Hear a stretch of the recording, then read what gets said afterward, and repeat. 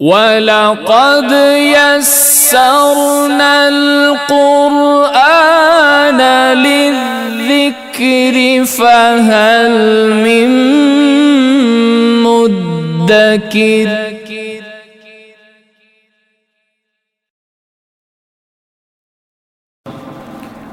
صلاۃ و سلام علیک یا مکی یا مدنی یا رسول اللہ۔ اللہ تعالیٰ کا بے پایا فضل و کرم، اس کے پیارے محبوب پاک سید الاولاد احمد مجتبیٰ محمد مصطفیٰ خاتم الانبیاء صلی اللہ تعالیٰ علیہ وسلم کی نظر عنایت اور پیر طریقت رہبر شریعت ولی نعمت سرمایہ سنت حضرت علامہ و مولانا قاری محمد نثار صدیقی رحمۃ اللہ تعالی علیہ کے فیضان سے گزشتہ سالوں کی طرح اس سال بھی معراج مصطفیٰ صلی اللہ تعالی علیہ وسلم کے حوالے سے عظیم الشان محفل کا انعقاد جامع مسجد مصطفیٰ کی انتظامیہ نے کیا ہے۔ اللہ تعالیٰ سے دعا ہے کہ اللہ تعالیٰ ان کی اس کاوش کو اپنی بارگاہ میں مقبول و منظور فرمائے اور ہمیں بھی اسی عقیدت اور احترام کے ساتھ اس محفل میں شریک ہونے کی توفیق و سعادت عطا فرمائے، جس طرح ہم اپنے مرشد کریم پیر طریقت کی سامنے اور ان کے روبرو بیٹھ کر ان سے معراج مصطفیٰ صلی اللہ تعالیٰ علیہ وسلم کے حوالے سے بیانات سنا کرتے تھے۔ یہ انہی کا فیضان ہے کہ الحمدللہ جامع مسجد مصطفیٰ ولایت آباد نمبر 1 کی کمیٹی انہی کاوشوں کو اور انہی سلسلوں کو جاری و ساری رکھی ہوئی ہے۔ اللہ تعالیٰ سے دعا ہے کہ اللہ تعالیٰ ان کی محبتوں اور عقیدتوں کو اپنی بارگاہ میں مقبول و منظور فرمائے اور ہمیں بھی اپنے پیارے حبیب پاک صلی اللہ تعالیٰ علیہ وسلم سے عقیدت اور محبت رکھتے ہوئے احترام کے ساتھ ان محافلوں میں شریک ہونے کی سعادت عطا فرمائے۔ وہ سرور کشور رسالت جو عرش پر جلوگر ہوئے تھے، نئے نرالے طرب کے سامان عرب کے مہمان کے لیے تھے۔ اب اس بابرکت محفل کا آغاز قرآن مجید فرقان حمید سے ہوا جاتا ہے۔ میں ملتمس ہوں ہماری مسجد حاضہ کے نائب امام اور مؤذن جناب محترم المکرم نصرت عباس قادری صاحب کی خدمت میں کہ وہ اس بابرکت محفل کا آغاز قرآن مجید فرقان حمید کی آیا مبارکہ تلاوت فرما کر ہمارے قلوب کو منور فرمائے۔ نعروں سے استقبال کیجیے۔ نعرہ تکبیر، نعرہ تکبیر، نعرہ رسالت، نعرہ رسالت، نعرہ تحقیق، نعرہ توسیہ۔ جناب محترم نصرت عباس قادری صاحب۔ اعوذ باللہ من الشیطان الرجیم،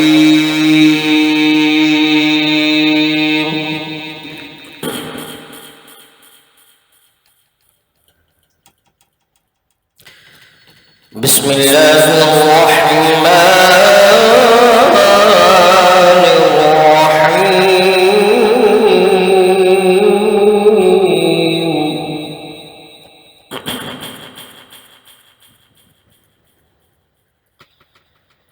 والضحى والليل إذا سجى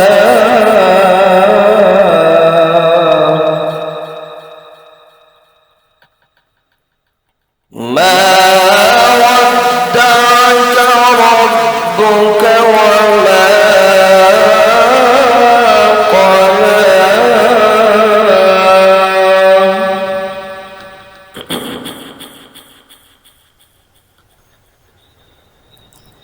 والضحى والليل إذا سجى ما ودعك ربك وما قلى وللآخرة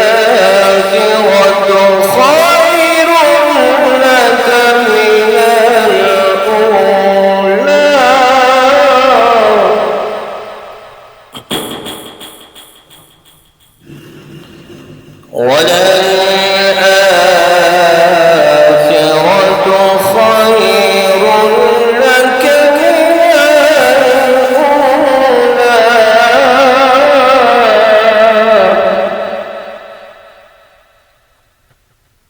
ولسوف يعطيك ربك فترضى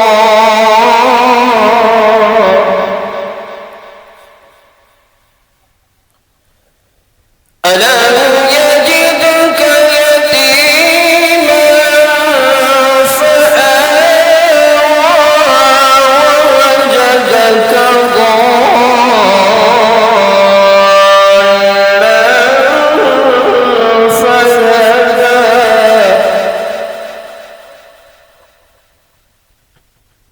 ووجدك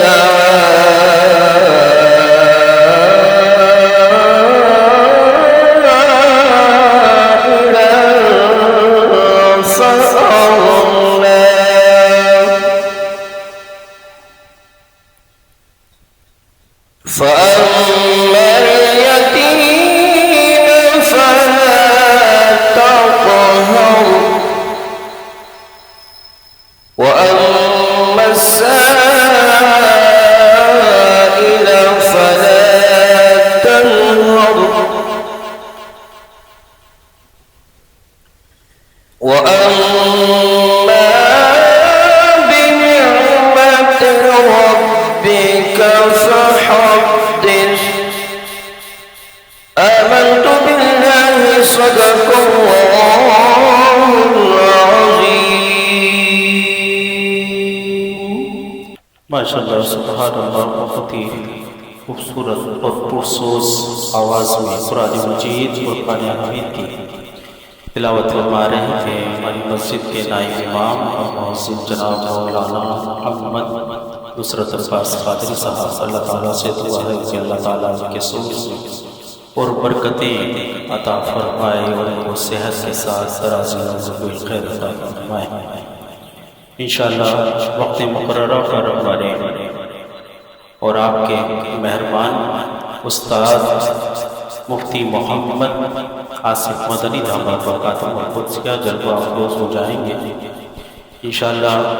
ان کے بیان سے قبل اسی آواز میں اور اسی شوق اور اسی لگن کے ساتھ آپ قصیدہ معراج بھی سماعت فرمائیں گے مرشد کریم کے فرزند اصغر جناب مولانا محمد رضوان اللہ صدیقی داماد برکاتہ القدسیہ سے، کہ جس آواز میں اور جس شوق اور جس لگن کے ساتھ مرشد کریم قصیدہ معراج پڑھا کرتے تھے، کیا بات تھی، کیا نظارہ تھا، اور کیا برکتیں اور کیا رحمتیں تھیں۔ اس وقت حضرت صاحب خود بھی عشق میں حضور کے رویا کرتے تھے اور سامعین کرام کو بھی حضور کے عشق میں رلایا کرتے تھے، کہ شاعر کہتا ہے کہ رونے والی آنکھیں مانگو، رونا سب کا کام نہیں، عشق محبت عام ہے لیکن سوز محبت عام نہیں۔ اللہ تعالیٰ ہمیں عشق و محبت کے ساتھ اور آداب کا لحاظ رکھتے ہوئے محافلوں میں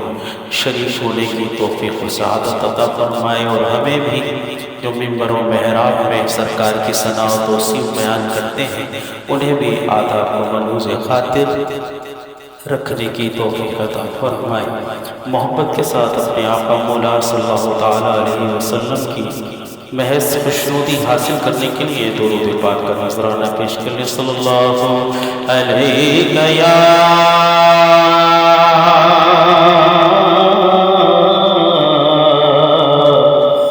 یا رسول اللہ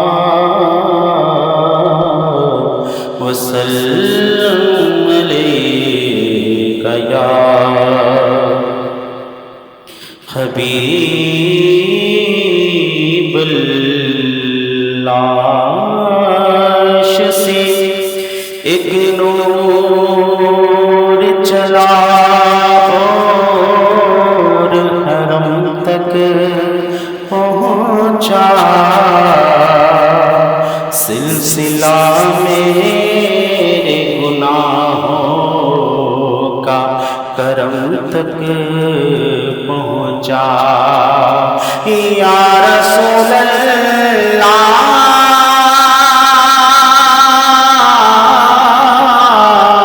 میرے آقا تیری معراج کے تو جان کہاں تک پہنچا میری معراج کے میں تیرے قدم تک پہنچا صلی اللہ علیہ یا رسول اللہ وسلم علیک یا حبیب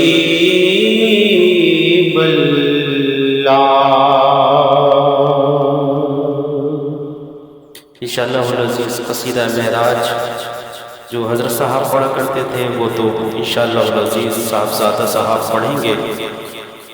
اعلیٰ حضرت عظیم البرکت کا لکھا ہوا قصیدہ معراج پڑھنے کی سعادت حاصل کروں گا. اس سے قبل معراج کے حوالے سے 2-3 اشعار نعت شریف سے پڑھیے. صلی اللہ علیہ یا رسول اللہ وسلم علیک یا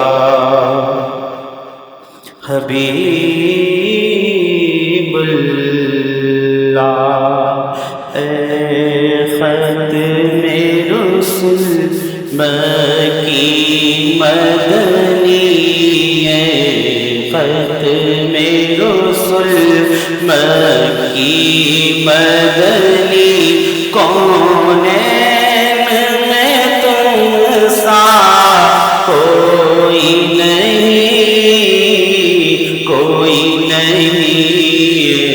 ختم رسل مکی مدنی کونین میں تم سا کوئی نہیں اے نور مجسم اے نور مجسم تیرے سوا محبوب خدا کا کوئی نہیں ہے ختم رسل اور صاف تو سب نے پائے ہیں پر حسن سراپا کوئی نہیں. اور صاف تو سب نے پائے ہیں پر حسن سراپا کوئی نہیں. کوئی نہیں آدم سے لے کر عیسیٰ تک آدم سے جناب عیسیٰ تک سرکار کے جیسا کوئی نہیں ہے ختم رسل یہ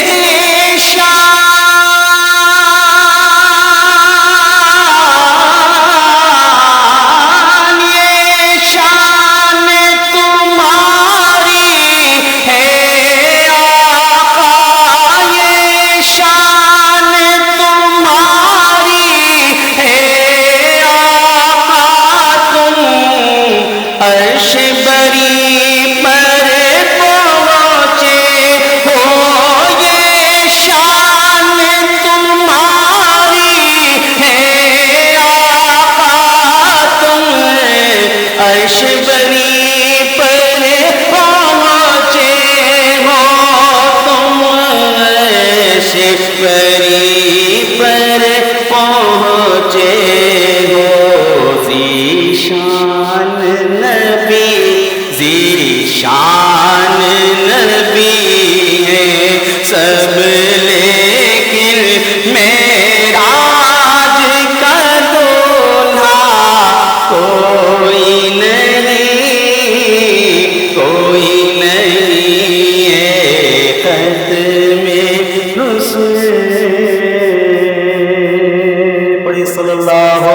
علیک یا رسول اللہ وسلم علیک یا حبیب اللہ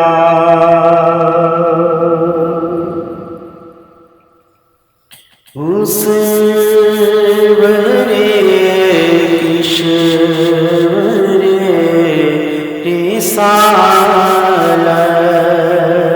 وہ سیوری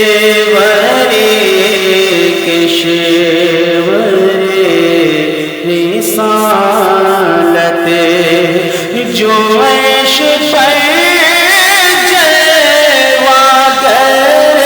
ہوئے تھے وہ سیوری کشوری رسالت جو عیش پر جلوگر ہوئے تھے نئے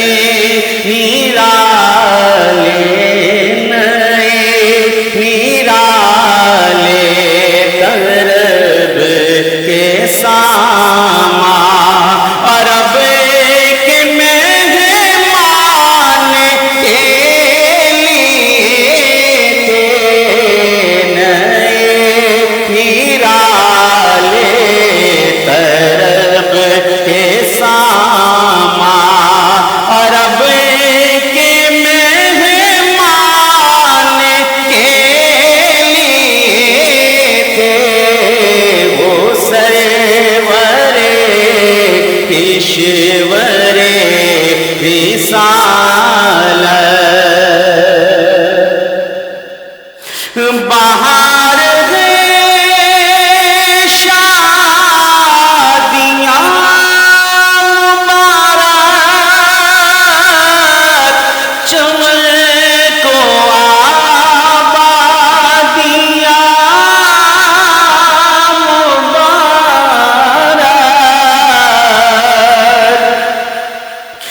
بہار شادیاں مبارک چمن کو آبادیاں مبارک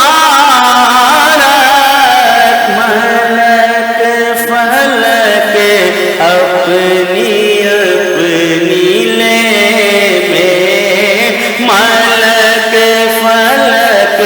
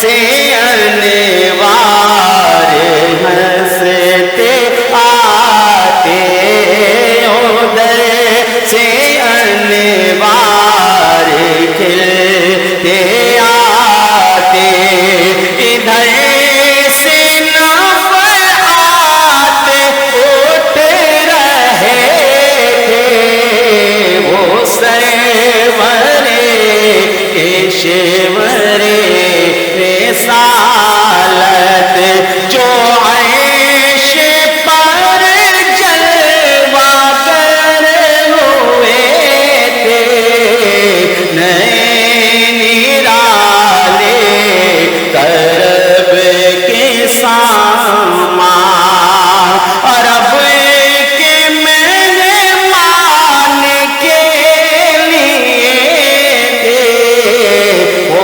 سرورے کشورے رسالت، یہ چوٹ پڑتی تھی انہیں کے رخ کی کہ عرش تک چاندنی تھی چھٹکی، وہ رات کیا جگمگا رہی تھی، وہ رات کیا جگمگا رہی تھی، جگہ جگہ نسل آئینے تھے، وہ سرورے کشورے رسالت، نئی دلہن کی بنے میں کعبہ، نکھر کے سورا سورے کے نکھرا، نئی دلہن کی پابندی میں کعبہ، نکھرے کے سورا سورے کے نکھرا،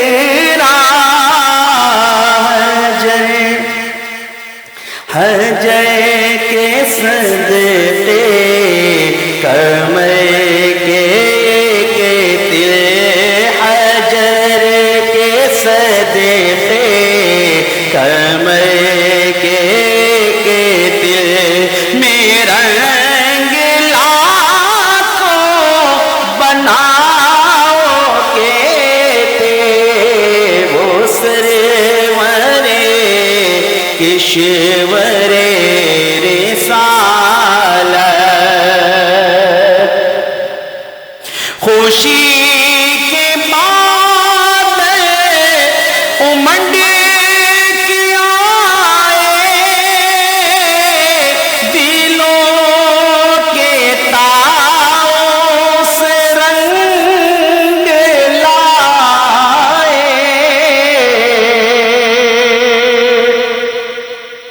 خوشی کے بعد امنڈ کے آئے، دلوں کے تاؤں سے رنگ لائے، وہ نغمہ نعت کا سما تھا، وہ نغمہ نعت کا سما تھا، حرم کو خود وجد آ رہے تھے، وہ نغمہ نعت کا سما تھا، حرم کو خود وجد آ رہے تھے، وہ سرور کشور رسالت یہ جھوم میزاب یہ جھوم میزاب زر کا جھومر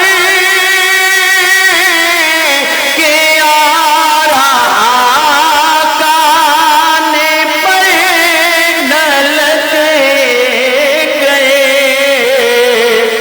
فہار برسی تو موتی چڑھ گئے فہار برسی تو موتی چڑھ گئے حتیم کی گود میں بھرے تھے فہار برسی تو موتی جھڑ گئے حتیم کی گود میں بھرے تھے وہ سرور پیشور رسالت۔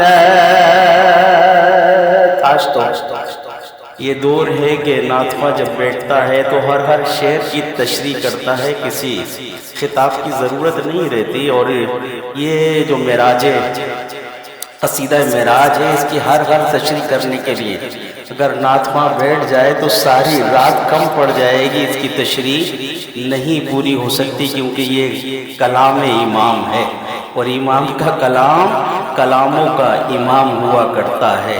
اور اللہ تعالیٰ ہمیں سمجھ کر، اور جو شعر سمجھ میں نہیں آئے بس عقیدت رکھتے ہوئے سماعت کرنے کی توفیق عطا فرمائے۔ وہ سرور کشور رسالت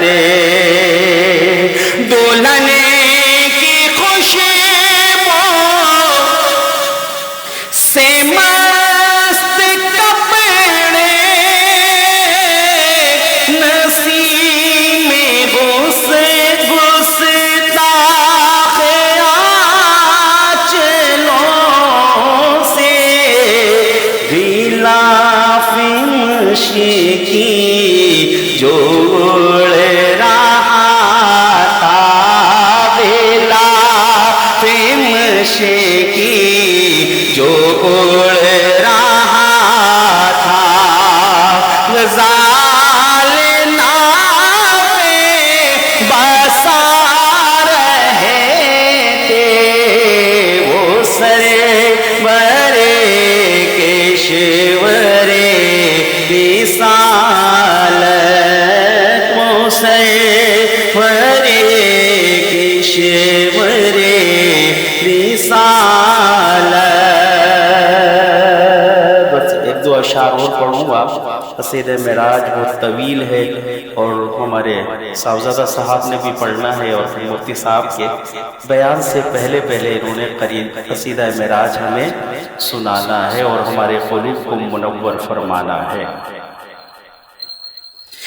غبار بنے کرے نثار جائے کہاں بوس رہا گزر کو پائے، غبار بنے کرے نثار جائے کہاں بوس رہا گزر کو پائے، ہمارے دل ہوریوں کی آنکھیں فرشتوں کے پر جہاں بچھے تھے وہ سرور کشور رسالت، وہ سرور کشور رسالت، جو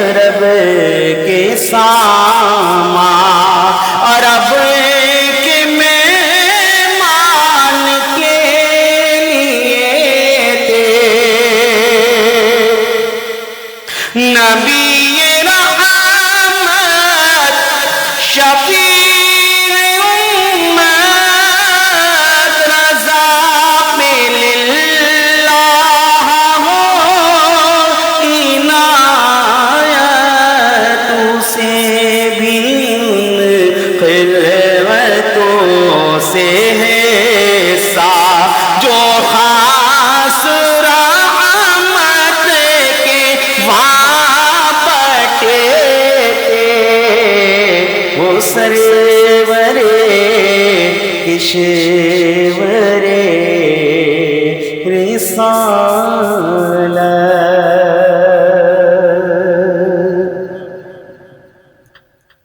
ہر آنکھ کو حسرت دیدار میں نم دیکھا ہے، ہر آنکھ کو حسرت دیدار میں نم دیکھا ہے، میں نے ان کو تو نہیں ان کا کرم دیکھا ہے، اور ان سے نسبت ہے جنہیں وہ بڑے آرام سے ہیں، ان سے نسبت ہے جنہیں وہ بڑے آرام سے ہیں، میں نے آقا کا غلاموں پہ کرم دیکھا ہے، میں نے آقا کا غلاموں پہ کرم دیکھا ہے۔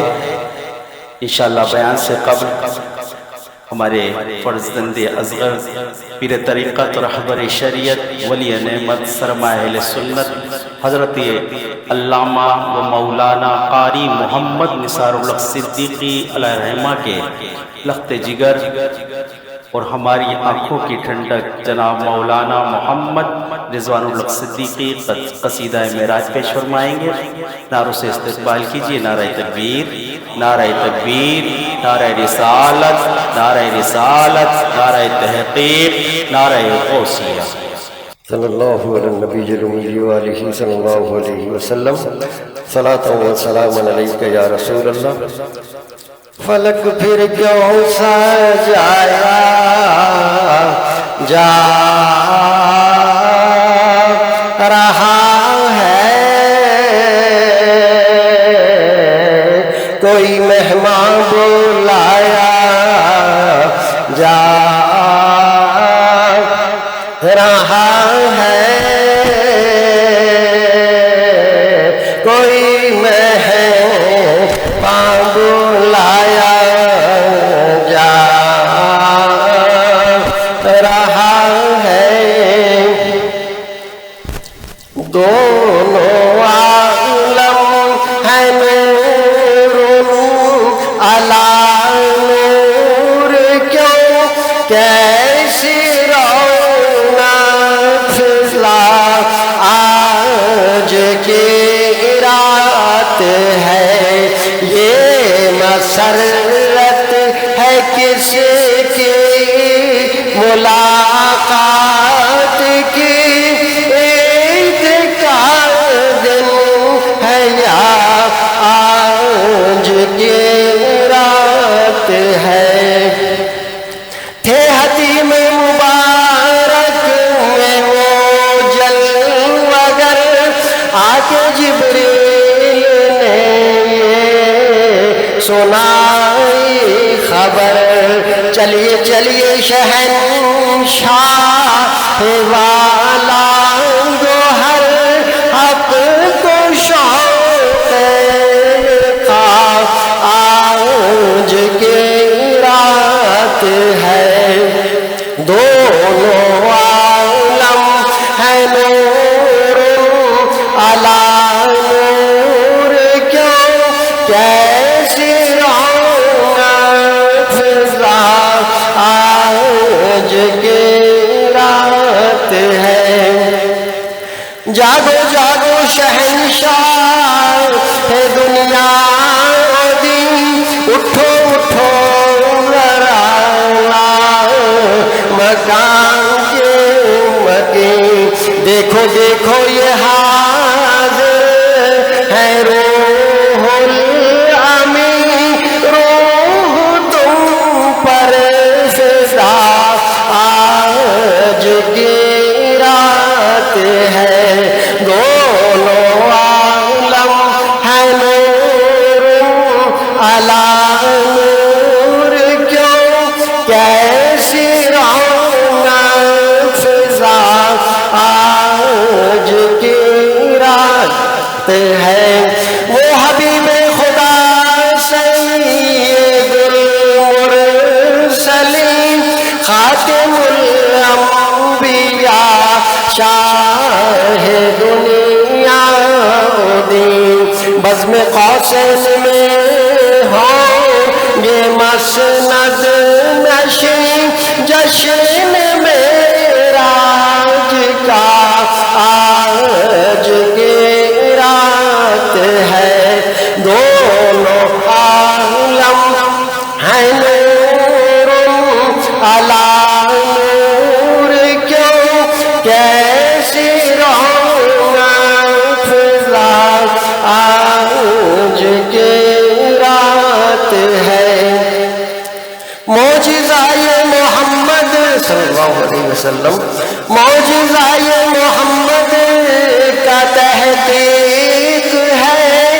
جس نے تصدیق کی ہے وہ صدیق ہے، اور جو منکر ہے جاہل ہے زندیق ہے، وہ عدوئے خدا آج کی رات ہے، دونوں عالم ہے نور علی نور، کیوں کیسی رونق فضا آج کی رات ہے۔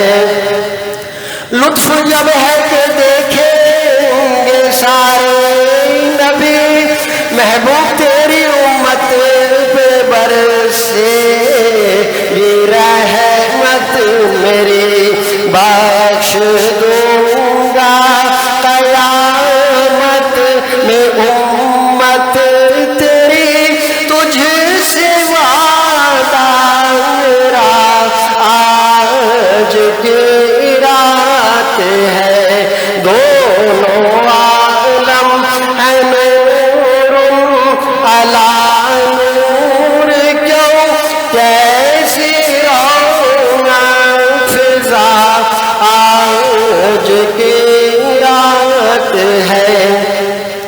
جذب حسن طلب ہر قدم ساتھ ہے، دائیں بائیں فرشتوں کی بارات ہے، سر پہ نورانی سحر کی کیا بات ہے، شاہ دولہ بنا آج کی رات ہے، دونوں عالم ہے نور علی نور، کیوں کیسی رونق فضا آج کی رات ہے۔ جس مقام فرشتوں کے جلتے ہیں پر، اس میں راز و نیاز بشیر و بشر، ناز و انداز ادھر ادھر منی ادھر، ہر ادا میں ادا آج کی رات ہے، دونوں عالم ہے نور علی نور، کیوں کیسی رونق فضا آج کی رات ہے۔ اور نبیوں کا یہ مرتبہ ہی نہیں، عرش اعظم پہ کوئی گیا ہی نہیں، ایسا رتبہ کسی کو ملا ہی نہیں، جیسا رتبہ تیرا آج کی رات ہے، دونوں عالم ہے نور علی نور، کیوں کیسی رونق فضا آج کی رات ہے۔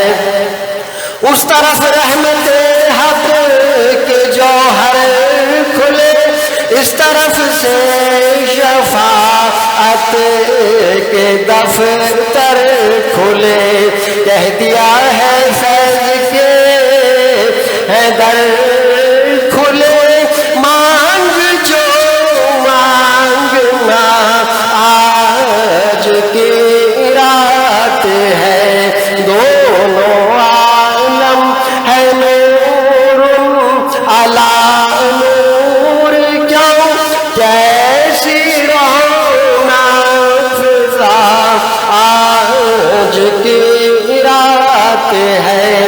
نظام قبر میں حشر میں اے خدا، سختی و تنگی یہ پرسش جرم کا، خوف اکبر کو رہتا ہے بے انتہا خوف ہم سب کو رہتا ہے بے انتہا فضل کرنا دعا آج کی رات ہے دونوں عالم ہے نور علی نور کیوں کیسی رونق آج کی رات ہے۔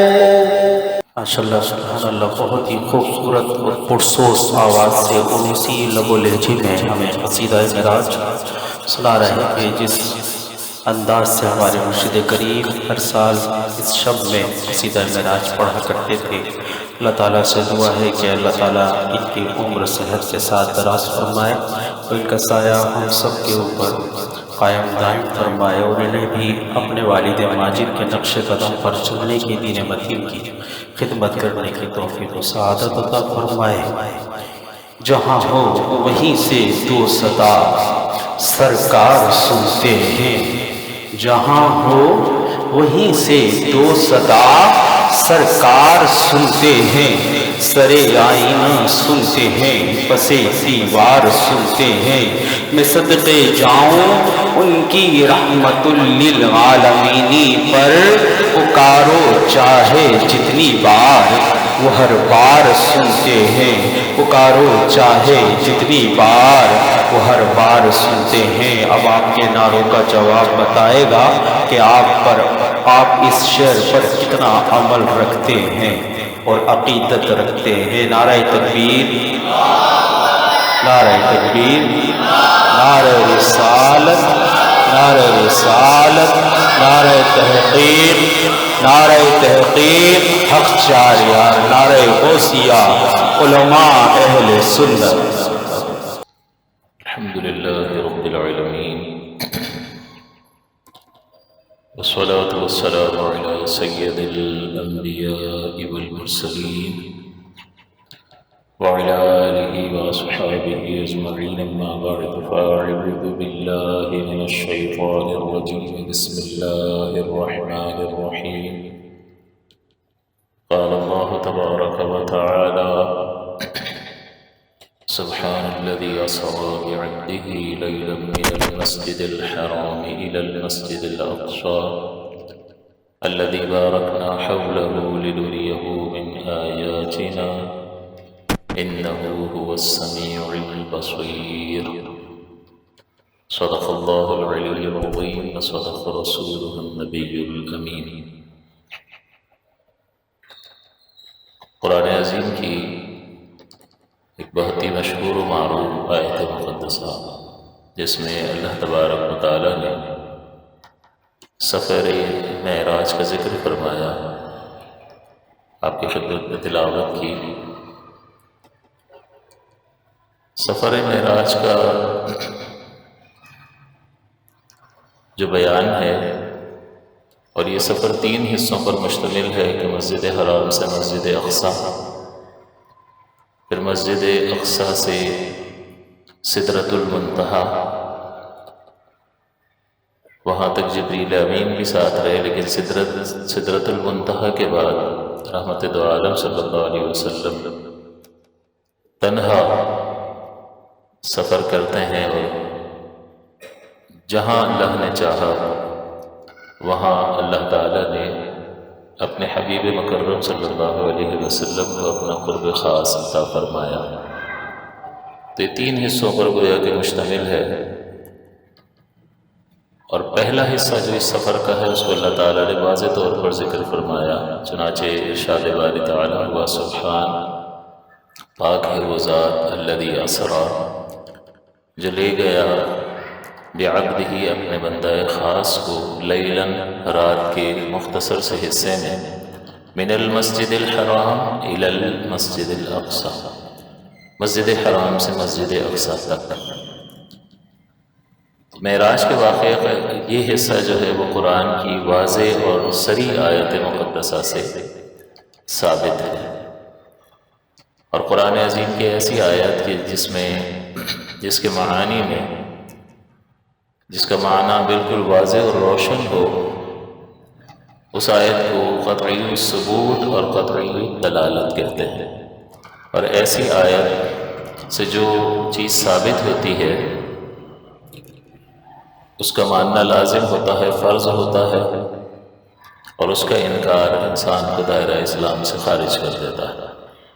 لہٰذا معراج کی جو سفر کو اللہ تعالیٰ نے ذکر فرمایا تو اتنا حصہ بالکل واضح اور روشن آیت پاک میں ذکر فرمایا، من المسجد الحرام الی المسجد الاقصی، یہ چونکہ بالکل واضح دلیل سے ثابت ہے، لہٰذا اس کا ماننا لازم اور اس کا انکار انسان کو دائرہ اسلام سے خارج کر دیتا ہے۔ اس کے بعد کا جو سفر ہے وہ قرآن عظیم کے اس حصے میں لِنُرِيَهُ مِنْ آیَاتِنَا، تاکہ ہم اسے اپنی نشانیاں دکھائیں۔ تو یہ آسمانوں کا سفر گویا کہ اس کا بیان ہو رہا ہے، لیکن بند لفظوں میں اس کا ذکر کیا گیا۔ لیکن احادیث مشہورہ میں آسمان کی سیر کا بالکل واضح طور پر تذکرہ موجود ہے۔ تو جو چیز حدیث پاک سے ثابت ہوتی ہے، ایک حدیث متواتر ہوتی ہے کہ جس کے راوی روایت کرنے والے اتنے زیادہ ہوتے ہیں کہ جن کا جھوٹ پر جمع ہونا محال ہو، ایسی حدیث کو حدیث متواتر کہا جاتا ہے اور اس کا انکار کرنا کفر ہوتا ہے۔ لیکن حدیث متواتر کے علاوہ جو حدیث ہوتی ہے اس کا انکار کرنا، اگر وہ مشہور حدیث ہو تو گمراہی کہلاتا ہے۔ تو آسمانوں کی سیر کا جو واقعہ ہے قرآن میں اجمالی طور پر لِنُرِيَهُ مِنْ آیَاتِنَا، تاکہ ہم انہیں اپنی آیات، اپنی نشانیاں دکھائیں، اس میں بیان ہوا۔ اور واضح طور پر آسمان کی سیر کا تذکرہ رحمت دو عالم صلی اللہ علیہ وسلم کی احادیث مقدسہ میں موجود ہے، اور وہ احادیث مشہور حدیثیں ہیں۔ احادیث مشہورہ اور حدیث کو کہتے ہیں، آپ مشہور سے سمجھیں گے جو بہت مشہور ہو گئی، تو یہ وہ مشہور نہیں ہے جو عوام مانا مشہور ہے، بلکہ یہ حدیث کی ایک اصطلاح ہے، علم حدیث کی، فن حدیث کی۔ اور اس میں حدیث مشہور اس حدیث کو کہتے ہیں کہ ہر طبقے میں جس کو روایت کرنے والے افراد کی تعداد 3 سے کم نہ ہو۔ طبقات مختلف ہیں، نبی کریم سے جس طبقے نے سنا وہ صحابہ ہیں، صحابہ سے جس نے سنا وہ تابعین ہیں، صحابہ کا طبقہ ایک طبقہ ہو گیا، دوسرا تابعین کا ہو گیا، پھر تبع تابعین کا ہو گیا۔ اس طرح پھر یہ ائمہ حدیث تک حدیثیں پہنچیں اور پھر انہوں نے کتابوں میں درج کر دی۔ تو یہ جتنے روایت کرنے والے، حدیث کو روایت کرنے والے ہوتے ہیں، ان کی تعداد کسی طبقے میں 3 سے کم نہ ہو تو ایسی حدیث کو حدیث مشہور کہا جاتا ہے۔ اور 3 سے کم ہو جائے، 1 سے زیادہ ہو، 3 سے کم یعنی 2 راوی ہوں کہیں بھی، تو پھر اس حدیث کو حدیث غریب کہا جاتا ہے۔ اور ایک ہی راوی ہو تو اس کو کہا جاتا ہے خبر واحد۔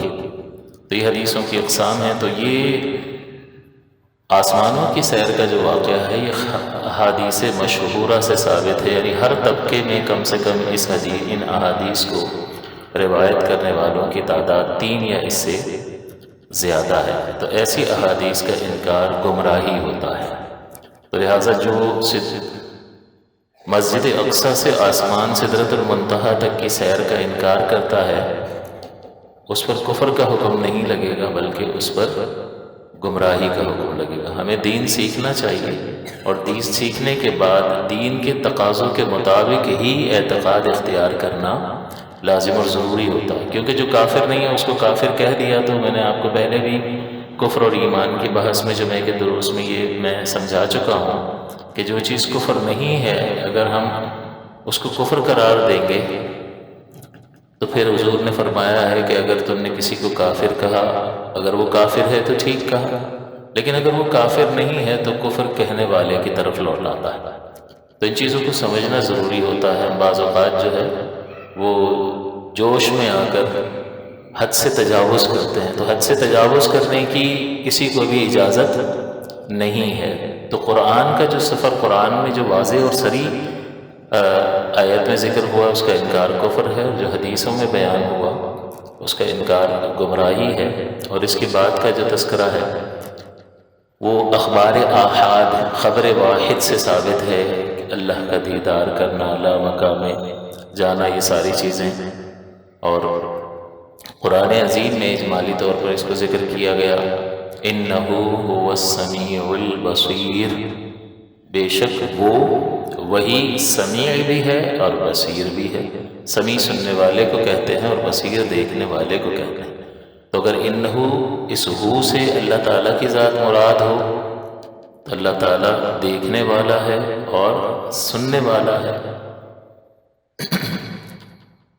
اور جب نبی کریم صلی اللہ علیہ وسلم کچھ اللہ کی بارگاہ میں کلام کریں گے، جب اللہ کلام فرمائے گا تو نبی کریم سن رہے ہو، اور جب نبی کریم کچھ عرض کریں گے اللہ کی بارگاہ میں تو اللہ تعالیٰ سماعت فرما رہا ہوگا. تو اس ہو ضمیر سے مفسرین نے اللہ تعالیٰ کو بھی مراد لیا اور نبی کریم صلی اللہ علیہ وسلم کو بھی مراد لیا کہ وہ دیکھنے والے ہیں اور سننے والے ہیں. تو یہاں پر وہ لامکان کے واقعے کی طرف گویا کہ اس کا ایک اجمالی خاکہ ذکر کیا گیا، اور احادیث میں اخبار آحاد میں یعنی خبر واحد میں اس سدرۃ المنتہا سے آگے کے سفر کا تذکرہ موجود ہے. جب ہم نے یہ سمجھ لیا تو اب اس کے کانٹیکسٹ کہ یہ کس وقت کرایا گیا اور کیا وہ حالات تھے جس میں اللہ تعالیٰ نے اپنے حبیب مکرم صلی اللہ علیہ وسلم کو یہ سفر کروایا. جب نبی کریم صلی اللہ علیہ وسلم نے 40 برس کی عمر میں اعلان نبوت فرمایا تو کفار سارے مخالف ہو گئے اور دشمن ہو گئے، اور یہ دشمنی بڑھتی چلی گئی. اور ایسے موقع پر حضرت ابو طالب جو آپ کے چچا ہیں، وہ قبیلے کے سردار تھے، اور وہ قبائلی نظام تھا جس میں کسی کی جرت نہیں تھی کہ کسی دوسرے سردار، کسی دوسرے قبیلے کے کسی شخص کو وہ کوئی نقصان پہنچائے، اس پہ حملہ کرے، بلکہ اگر کوئی مسئلہ ہوگا تو وہ قبیلے کے سردار کو کہیں گے اور وہ سردار بات کرے گا. تو حضرت ابو طالب سردار تھے قریش کے. تو ہمیشہ حضرت ابو طالب نے، جو حضرت علی کے والد بھی ہیں، حضور کے چچا ہیں، انہوں نے نبی کریم صلی اللہ علیہ وسلم کو پروٹیکٹ کیا، ان کا تحفظ کیا. تو کافر جو ہے سردار ہونے کے باوجود نبی کریم صلی اللہ علیہ وسلم کو کسی طرح کا نقصان نہیں پہنچا سکے. ہمیشہ آپ نے، حضرت ابو طالب نے حضور کا دفاع فرمایا. اسی طرح سے حضور جب گھر میں تشریف لاتے تو ہماری اور آپ کی والدہ حضرت ام المومنین حضرت خدیجہ الکبریٰ رضی اللہ تعالی عنہا جو ہے وہ ایک مضبوط سہارے کا کام دیتی. تو یہ دونوں ایسے افراد تھے کہ جن کی وجہ سے حضور کو بہت زیادہ حوصلہ اور ہمت ظاہری طور پر حاصل رہا. لیکن جب 10 برس ہو گئے اس اعلان نبوت کو، اور حضور صلی اللہ علیہ وسلم کی عمر مبارک 50 برس ہے، اب 3 سال کے بعد ایسا موقع آئے گا کہ اب ہجرت کرنا پڑے گی. 13 سال کے بعد ہجرت فرمائی اور 10 سال آپ نے مدینہ منورہ میں گزارے. تو یہ ٹوٹل 63 برس کی زندگی ہے. 40 برس میں اعلان نبوت فرمایا، 13 برس تک آپ مدینہ مکہ مکرمہ میں لوگوں کو تبلیغ فرماتے رہے. پھر 53 سال کی عمر میں آپ نے ہجرت فرمائی اور 10 برس مدینہ میں، تو مکمل 63 سال ہوئے. تو جب نبوی، سن نبوی اس کو کہتے ہیں کہ اعلان نبوت کے بعد جتنے سال گزرے ان سالوں کو سن نبوی کہتے ہیں. تو یہ 13 پہ آ کے رک گیا، کیونکہ 13 کے بعد جب ہجرت کر لیا تو ہجری سن شروع ہو گیا. تو اب آج جو چل رہا ہے 1444 وہ سن ہجری ہے، یعنی حضور صلی اللہ علیہ وسلم کو ہجرت کیے ہوئے، مکہ مکرمہ سے مدینہ ہجرت کیے ہوئے 1444 برس ہو گئے. تو اس وقت حضور کی عمر مبارک کیا تھی؟ 53 سال. تو 53 سال اس میں آپ اور ایڈ کر لیں گے تو آپ کو ایکچوئل پتہ چل جائے گا کہ حضور صلی اللہ علیہ وسلم آج سے تقریباً 1497 برس پہلے آپ کی ولادت مبارکہ ہوئی، 1500 سال ہونے کو آئے. تو یہ 13 سال جو ہیں ابھی ہجرت سے پہلے کی، یہ سن نبوی کہلاتا ہے. تو 10 سن نبوی میں حضرت ابو طالب کا انتقال ہوا، اور کچھ ہی دن کے بعد خدیجہ الکبریٰ رضی اللہ تعالیٰ عنہا بھی وصال فرما گئی. اب یہ 2 غم حضور کو لاحق ہیں، اور پھر کفار کی تکلیف پہنچانے کے مراحل جو ہیں وہ معاملات وہ مزید بڑھنے لگے. تو رحمت دو عالم صلی اللہ علیہ وسلم نے طائف کی جانب رخ فرمایا کہ یہاں تو کوئی ایمان نہیں لا رہا، کوئی ایسا مضبوط شخص کہ جس کی وجہ سے بہت زیادہ افراد ایمان لے آئیں اور ایک مسلمانوں کی ایک مضبوط جماعت ابھر کر سامنے آئے. تو حضور علیہ السلام نے طائف کا سفر فرمایا، اور آپ کو معلوم ہے کہ طائف والوں نے رحمت دو عالم صلی اللہ علیہ وسلم کے ساتھ کیا سلوک کیا. بہت زیادہ توہین آمیز رویہ انہوں نے اختیار کیا اور آوارہ لڑکوں کو پیچھے لگا دیا، اور آپ کو معلوم ہے کہ انہوں نے حضور پر پتھر برسا، جس کی وجہ سے حضور صلی اللہ علیہ وسلم کا بہت زیادہ خون بہا، اور آپ کی نالین مبارک جو ہے اس تک آپ کا مبارک خون پہنچا. تو اب کتنی چوٹ لگی ہوگی اور کہاں چوٹ لگی ہوگی اور کتنا خون بہا ہوگا، اس کو ذرا چشمے تصور میں انسان لائے تو اس کو اندازہ کر سکتا ہے کہ کتنی تکلیف پہنچی ہوگی. خنجر کسی کو مار دیا جائے چلو نوکیلی چیز ہے، جلدی خون نکل آتا ہے، لیکن پتھروں سے خون ذرا کب نکلے گا، کتنا نکلے گا، کیسی نازک جگہ پر لگا ہوگا. عموماً سر پر چوٹ لگتی ہے تو خون، تو اس کا مطلب یہاں سے خون بہتا ہوا پیروں تک، تو کتنا بہا کے وہاں تک پہنچ گیا اور نالین بھر گئی. ذرا تصور کریں، یہ ہمارے اور آپ کے آقا صلی اللہ علیہ وسلم اللہ کے پیارے حبیب ہیں، جو اللہ کے کلمے کو، اس کے دین کی سربلندی کے لیے یہ قربانیاں دے رہے ہیں، اور ہمیں سکھا رہے ہیں کہ دین سے وابستگی جو ہے انہی قربانیوں کا تقاضا کرتی ہے. اب حضور صلی اللہ علیہ وسلم نے جب یہاں بھی دیکھا، اور ظاہری اسباب جو ہیں وہ بالکل ظاہری طور پر کوئی سبب نظر نہیں آ رہا کہ یہ دین جو ہے وہ آگے پھیلے گا، وہاں سے بھی بالکل مایوسی کی کیفیت اور یہاں پر بھی. تب اللہ تبارک و تعالیٰ نے اپنے پیارے حبیب مکرم صلی اللہ علیہ وسلم کو سفر معراج کروایا کہ دل بالکل اداس ہے. حضور کے امتی جن کو حضور صلی اللہ علیہ وسلم فرماتے ہیں کہ میں ان کی کمریں پکڑ پکڑ کر کھینچتا ہوں، لوگ پھر بھی جہنم کی طرف جاتے ہیں.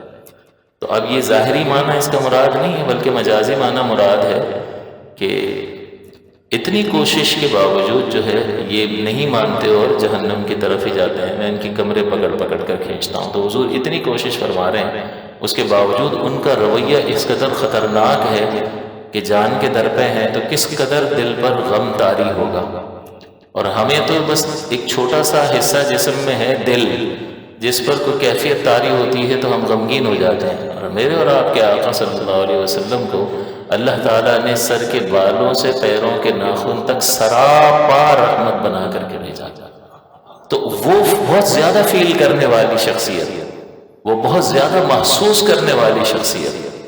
تو ان کے دل پر کیا غم کے پہاڑ ٹوٹتے ہوں گے. اور ایک ایسا شخص کہ جس کا اپنا ذاتی کوئی مقصد مفاد نہیں ہے، بس مقصد یہ ہے کہ اللہ کی دعوت کو ان تک پہنچانا ہے، اور وہ لوگوں کے فائدے کے لیے یہ تکلیفیں اٹھا رہا ہے اللہ تعالیٰ کی راہ میں، تو اس کی عظمت کا کیا کہنا.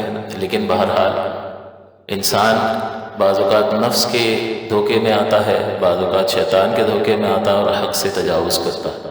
اب یہ غم کی کیفیت ہے، اور اس میں اللہ تبارک و تعالیٰ نے اپنے پیارے حبیب کریم صلی اللہ علیہ وسلم کو خوش کرنے کے لیے اپنی عظمت کی نشانیاں دکھانے کا ارادہ فرمایا.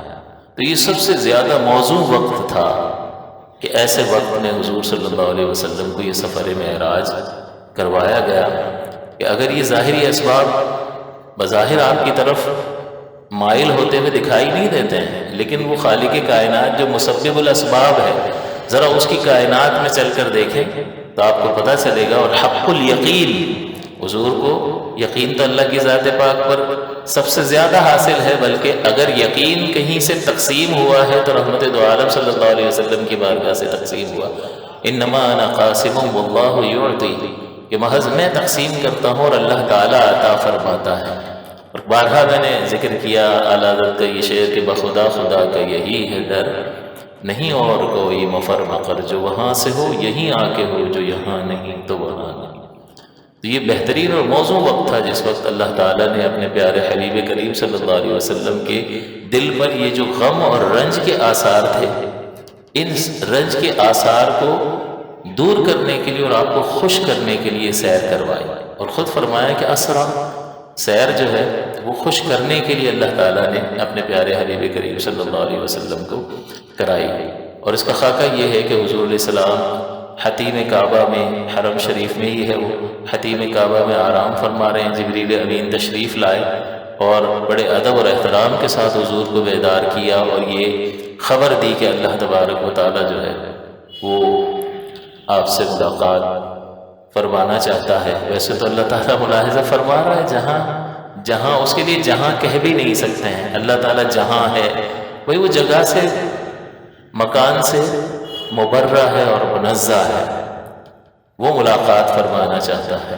تو یہ کس قدر خوشی کی بات ہے. کوئی بڑا آدمی اگر ملاقات کرنے کا پیغام بھیجے جس سے ہمیں بہت زیادہ انس اور محبت بھی ہو، جس کے ہم پر بہت زیادہ احسانات بھی ہوں، اور ہمیں ایک اشتیاق ہو، ایک شوق ہو، اور ایک دل میں آگ لگی ہوئی ہو، اس کی طرف سے پیغام آ جائے کہ آ جاؤ، تو یہ خوشی ذرا اس کا اندازہ لگانے کی کوشش کریں اور موسیٰ علیہ السلام سے پوچھیں کہ موسیٰ علیہ السلام نے جب اللہ تعالیٰ کا کلام سماعت فرمایا تو یہ شوق پیدا ہوا کہ میں اس کی زیارت کروں. ربی ارینی انظر الیک، یہ شوق موسیٰ علیہ السلام عرض کر رہے ہیں کہ یا اللہ مجھے اپنا آپ دکھا. لیکن انہیں منع کر دیا گیا لن ترانی، کہ آپ ہرگز نہیں دیکھ سکتے. اور میرے اور آپ کے آقا صلی اللہ علیہ وسلم کے لیے کیا فرمایا، ثم دنا فتدلی وکان قاب قوسین او ادنی فاوحی الی عبدہ ما اوحی، کہ پھر وہ قریب ہوا حتیٰ کہ دو کمانوں کا فاصلہ. اب یہ کمانیں کیا تھی یہ اللہ جانے کہ کیا فاصلہ تھا. یہ اعلیٰ حضرت نے فرمایا کہ تبارک اللہ شان تیری تجھی کو زیبا ہے بے نیازی. یا اللہ تیری شان بڑی برکت والی ہے، تو غنی ہے، بے پرواہ ہے، بے نیاز ہے، جسے چاہے نواز دے. تبارک اللہ شان تیری تجھی کو زیبا ہے بے نیازی، کہیں تو وہ جوش لن ترانی. حضرت موسیٰ علیہ السلام کو فرمایا لن ترانی، نفی تاکید ہے.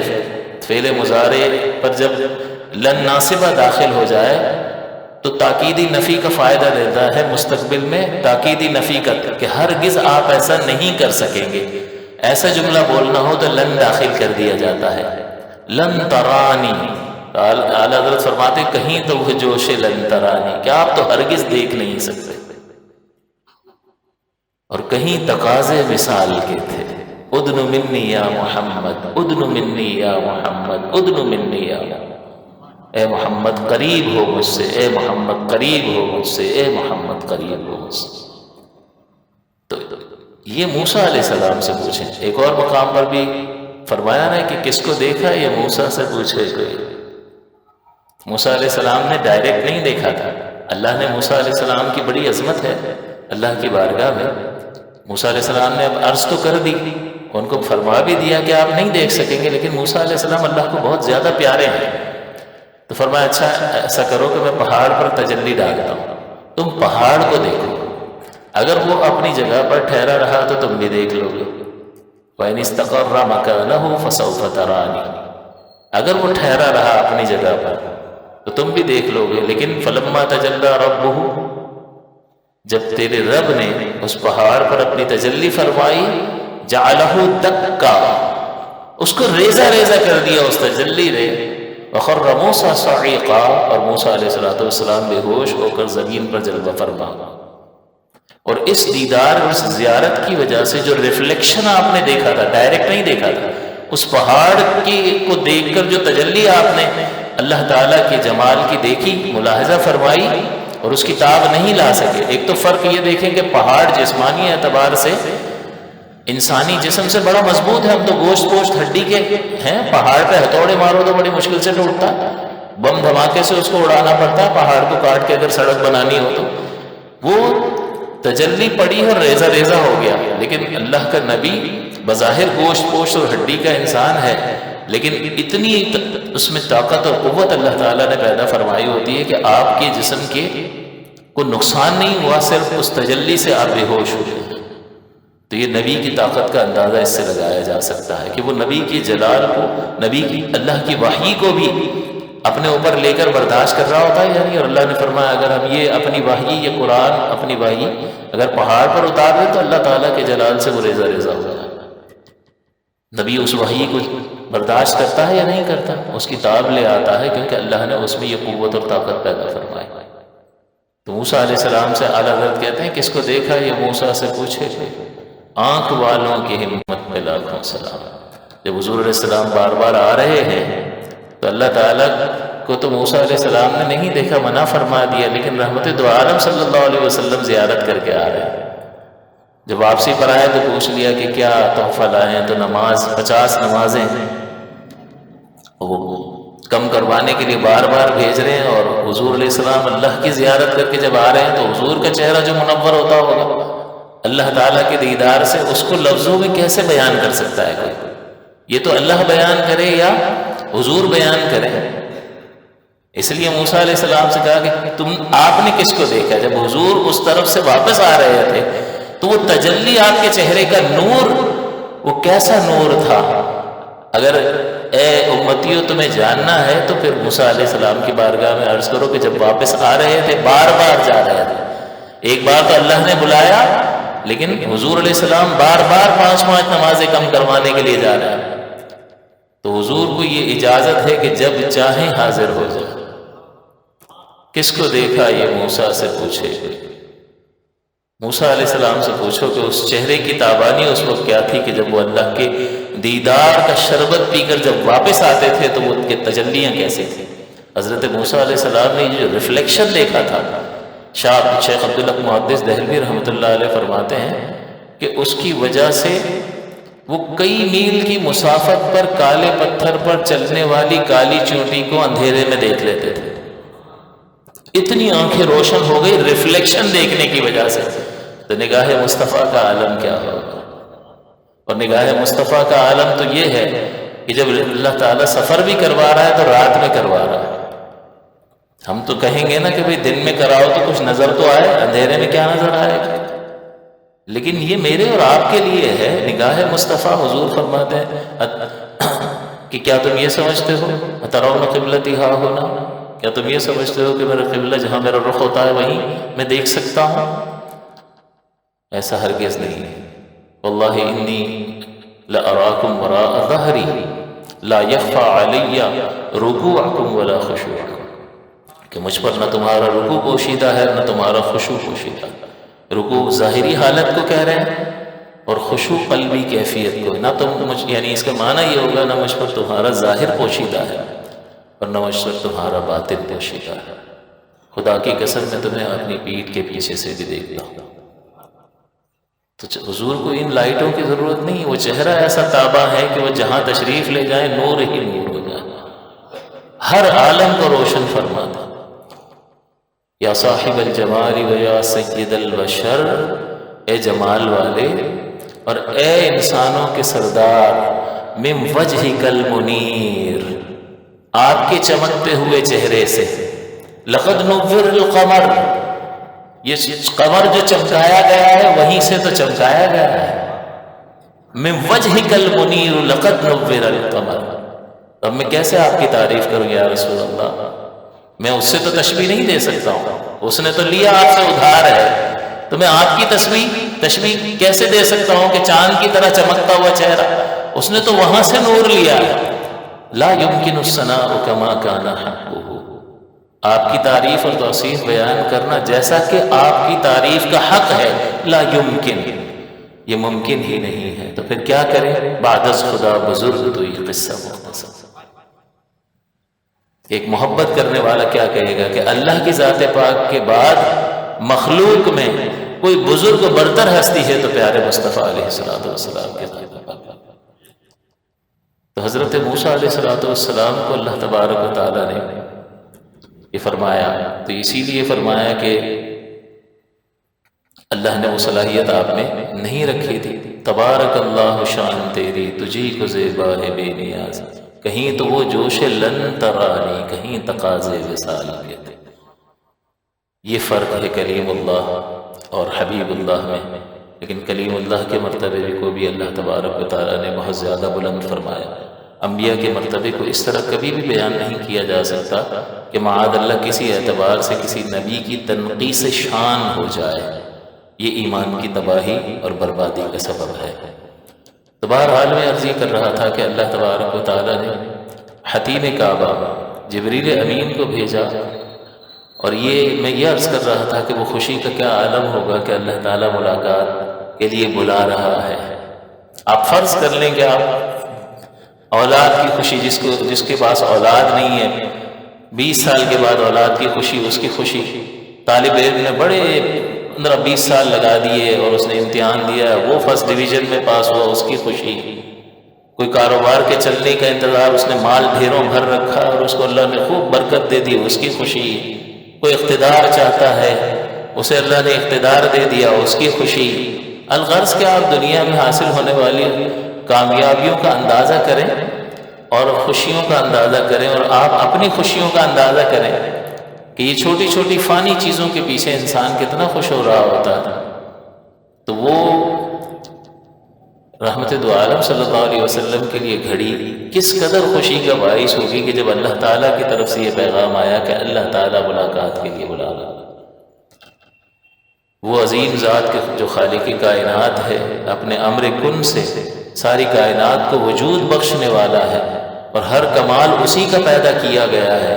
اللہ تعالیٰ نے ازل میں وعدہ لیا تھا، انبیاء کرام کی ارواح کو جمع فرمایا عالم ارواح میں، اور اذ اخذ اللہ میثاق النبیین لما آتیتکم من کتاب وحکمہ، کہ جب اللہ تعالیٰ نے تمام نبیوں کی روحوں کو بلایا کہ جب میں تمہیں کتاب اور حکمت دوں گا، تمہیں نبی بناؤں گا، تمہیں کتاب دوں گا، ثم جاءکم رسول، پھر تمہارے بعد ایک رسول آئے گا، مصدق لما معکم، وہ جو کچھ تمہارے پاس ہے اس کی تصدیق کرے گا.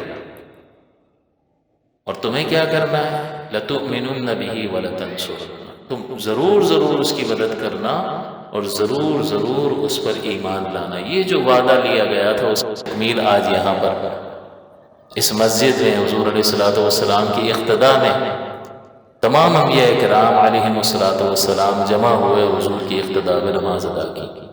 یہ ان انبیاء کرام کی معراج تھی کہ سید الانبیاء صلی اللہ علیہ وسلم حبیب کبریا کی اقتداء میں نماز پڑھنے کا شرف حاصل کیا.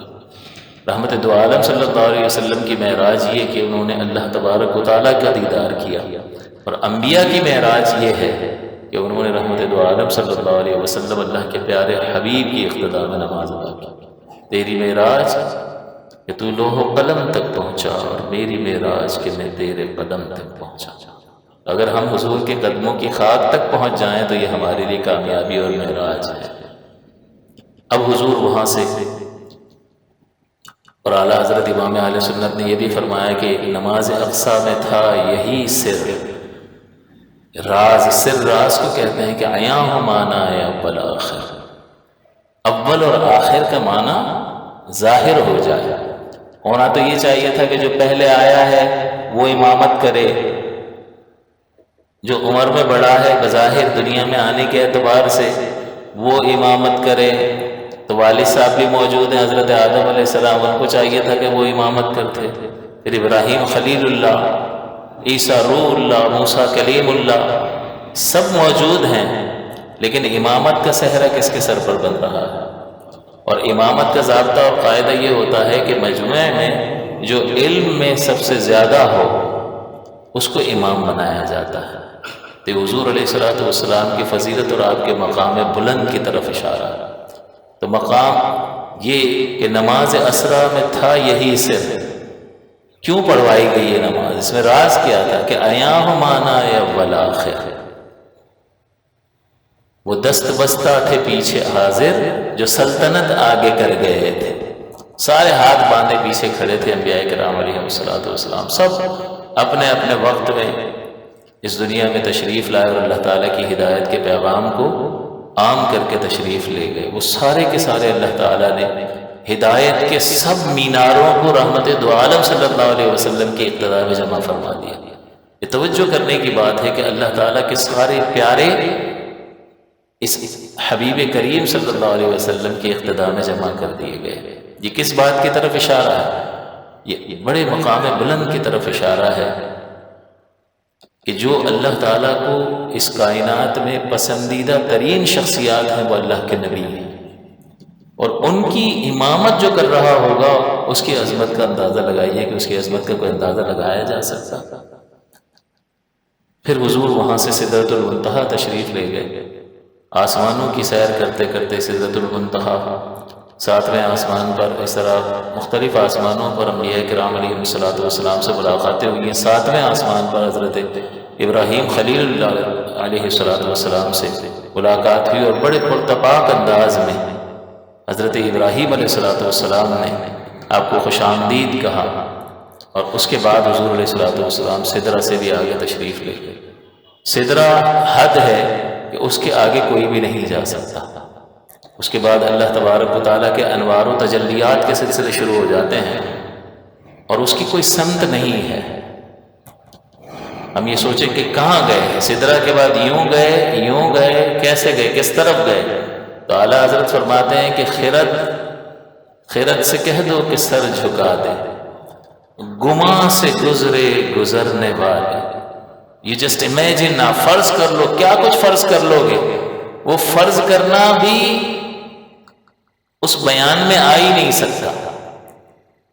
گماں سے گزرے گزرنے والے پڑے ہیں یا خود جہت کو لالے، وہ سمت اپنے آپ کو ڈھونڈ رہی ہے کہ میں کہاں ہوں۔ سمت تو اس کا منتزع انشاء جو ہے وہ کسی خارجی چیز کی بنا پر ہوتا ہے، ایک مشکل جملہ ہے، لیکن اس کو سمجھیں کہ سمت آپ کو کب نظر آئے گی، کوئی چیز ہوگی تو اس کے پھر اطراف میں سمت پیدا ہو جائے گی۔ یہ ایک ہاتھ میں نے بلند کیا تو اب اوپر بھی آ گیا، یہاں نیچے بھی آ گیا، دائیں بھی آ گیا، بائیں بھی آ گیا، آگے بھی آ گیا، پیچھے بھی آ گیا۔ کوئی ایسی وجودی شے، ٹھوس جسم، تو پھر اس کے اطراف میں سمتیں پیدا ہو جاتی ہیں۔ تو یہ تو محتاج ہوتی ہے سمت کسی جسم کی۔ اگر جسم ہی نہ ہو تو یہاں پر ابھی میں آپ کو سمتیں بتا رہا تھا، آپ بتا سکتے ہو کہ کہاں اوپر، کہاں نیچے، کہاں دائیں، کہاں بائیں، سب غائب ہو گیا یا نہیں ہوا؟ تو وہاں تو کوئی سمت ہی نہیں تھی، کوئی مکان ہی نہیں ہے، کوئی جگہ ہی نہیں ہے۔ اس کو لامکاں کہنا بھی مجاز ہے کہ ہم سمجھائیں کیسے، کس طرح سے سمجھائیں؟ تو لامکاں کہہ دیتے ہیں کہ مکان نہیں ہے۔ تو خرد سے کہہ دو کہ سر جھکا دے، گماں سے گزرے گزرنے والے پڑے ہیں یا خود جہت کو لالے، کسے بتائیں کدھر گئے تھے؟ کیسے سمجھایا جا سکتا ہے کہ کہاں گئے تھے؟ اور اب غور فرمائیے کہ اتنا ایسا راستہ کہ جہاں سمت ہی نہیں ہے، وہاں جب کوئی گیا نہیں ہوگا، کسی کو پہلی بار اگر کوئی گیا ہو، راستہ پتہ نہ ہو، تو جائے گا کیسے کہ کہاں جانا ہے؟ اب یہ سمجھائے کیسے؟ کہاں، وہاں تو کہاں ہے ہی نہیں، تو اب میں کہاں جاؤں؟ ہم کسی جگہ پر کسی کاؤنٹر پہ کھڑے ہوتے ہیں، ہم نے ٹوکن لیا، پھر اسی سے پوچھتے ہیں اب کہاں جانا ہے؟ بے برابر والے کاؤنٹر پہ، وہاں چیک وغیرہ پاس کیا، اب کہاں جانا ہے؟ مینیجر صاحب کے پاس چلے جاؤ، سائن کراؤ، پھر وہاں جاتے ہیں، اب جاؤ کیش کاؤنٹر پہ، تو یہ کہاں پوچھ کے بندہ پہنچ جاتا ہے۔ لیکن یہاں پر سدرہ کے بعد کہاں جانا ہے؟ جو نوریوں میں سب سے اعلیٰ ترین مرتبے پر فائز حضرت جبریل امین علیہ السلام، فرشتوں کے سردار، نوری مخلوق ہے، وہ سدرۃ المنتہا سے آگے نہیں بڑھ سکے، اور فرمایا کہ اگر میں اس سے ایک قدم بھی آگے بڑھ جاؤں، ذرہ برابر بھی، تو اللہ تعالیٰ کے انوار کی تجلیات سے جل کر خاکستر ہو جاؤں۔ لیکن وہ بشر کامل صلی اللہ علیہ وسلم، وہ اللہ کا پیارا حبیب، وہ نبیوں کا سردار، جسے اللہ تعالیٰ نے ایسا عزت اور ایسا شرف عطا فرمایا کہ نہ اس سے پہلے کبھی کسی کو عطا ہوا، نہ آئندہ کبھی کسی کو عطا ہوا۔ وہ آگے تشریف بھی لے جا رہے ہیں، اور انہیں معلوم ہے کہ کہاں جانا ہے۔ وہ بات وہی ہے کہ سمت تو ہے نہیں، سمجھائیں کیسے اس کو؟ تو یہ تو وہی کر سکتا ہے کہ جسے معلوم ہو کہ اب بڑھنا کہاں ہے۔ اور اللہ تعالیٰ فرمایا ادن منی یا محمد، ادن منی یا محمد۔ حضور فرماتے ہیں کہ جب میں مسجد حرام سے مسجد اقصیٰ کی طرف براق پر سوار ہو کے چلا تو موسیٰ علیہ السلام کی قبر پر سے گزرا تو موسیٰ علیہ السلام اپنی قبر میں نماز پڑھ رہے تھے۔ اب اس سے انبیاء کی حیات ثابت ہوتی ہے یعنی، اور یہ مسلم کی روایت ہے، صحیح حدیث ہے۔ موسیٰ علیہ السلام اپنی قبر میں نماز پڑھ رہے تھے، لوگ کہتے ہیں مر کے مٹی میں مل گئے، معاذ اللہ ثم معاذ اللہ۔ وہ نبی کے جس پر کوئی شخص ایمان لائے اور ایمان لانے کے بعد اللہ کے لیے اپنی جان قربان کر دے، اس کو شہید کہتے ہیں۔ اور شہید کے بارے میں اللہ تعالیٰ فرمایا کہ زندہ رزق دیا جاتا ہے۔ تو جس کے قدموں کی خاک کی برکت سے امتی کو ہمیشہ کی زندگی میسر آ گئی، معاذ اللہ اس کا نبی مر کے مٹی میں مل گیا۔ کیسا عقیدہ ہے کہ اللہ تعالیٰ اس طرح کے عقائد سے اور اس طرح کی صحبتوں سے ہر مسلمان کو محفوظ فرما۔ موسیٰ علیہ السلام نماز پڑھ رہے ہیں، اور بعض نے اس یصلی کی تفسیر یوں کی ہے کہ یصلی سے مراد نماز بھی ہے، اور صلو علیہ وسلم تسلیما کہ وہ حضور پر درود پڑھ رہے تھے۔ جب حضور وہاں پہنچے تو موسیٰ علیہ السلام پہلے سے وہاں پر پہنچے ہوئے۔ اب کوئی کہے گا کہ حضور سے پہلے پہنچ کے رفتار موسیٰ علیہ السلام کی زیادہ نہیں، ایسا نہیں ہے۔ موسیٰ علیہ السلام نبوت کی رفتار سے گئے تھے، اور حضور تو ابھی براق پر تھے، تو براق اپنی رفتار سے جا رہا تھا، لیکن حضور نے سفر فرمایا سدرہ کے بعد۔ جب حضور نے سفر فرمایا ہے تو پھر وہاں براق بھی نہیں تھا۔ وہاں جو حضور نے سفر فرمایا، اور ادن منی یا محمد کی جو صدا آتی رہی کہ قریب ہو محمد، قریب ہو محمد، تو حضور نے جو ایک ایک قدم بڑھایا ہے اس میں اتنا فاصلہ طے کیا کہ مکے سے مسجد حرام سے مسجد اقصیٰ سے لے کر سدرہ تک کا جتنا سفر کیا تھا وہ حضور ایک ایک قدم میں طے کرتے جا رہے تھے۔ یہ رفتار مصطفیٰ اب شروع ہوئی۔ تو اللہ تعالیٰ نے اس عظیم الشان پھر لا مقام اللہ کا دیدار، اس کو کیسے بیان کیا جا سکتا ہے؟ اس کے لیے الفاظ نہیں ہیں، اور کیا باتیں ہوئیں اس کے لیے الفاظ نہیں ہیں۔ ثم دنا فتدلى فكان قاب قوسين او ادنى، اللہ تعالیٰ نے بیان فرمایا کہ قریب ہوا حتیٰ کہ دو کمانوں کا فاصلہ۔ اب یہ دو کمانیں کیا ہیں اس کو بھی واضح نہیں کیا جا سکتا، متشابہات میں سے ہے کہ اس کو کیسے بیان کر سکتے۔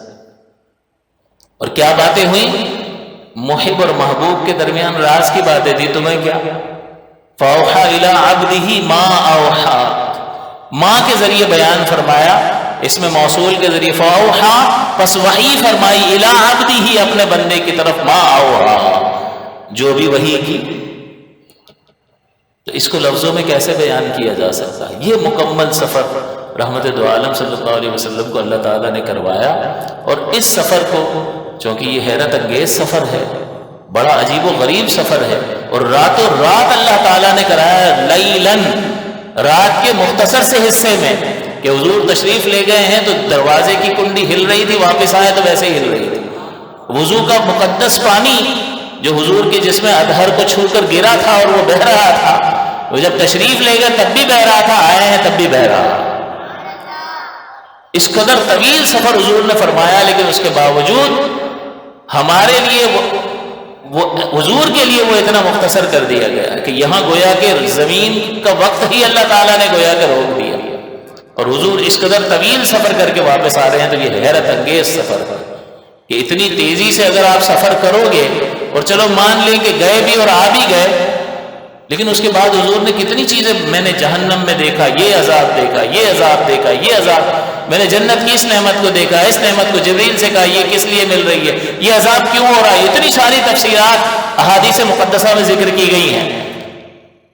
تو اس کا مطلب تو بڑا وقت لگ رہا ہے، لیکن یہاں دیکھو تو راتوں رات لیلاً، یہ نہیں کہ گئے اور پلٹ آئے، گئے بھی صحیح، ملاحظہ بھی فرمایا، یاد بھی رکھا، اور امت تک پہنچا بھی دیا۔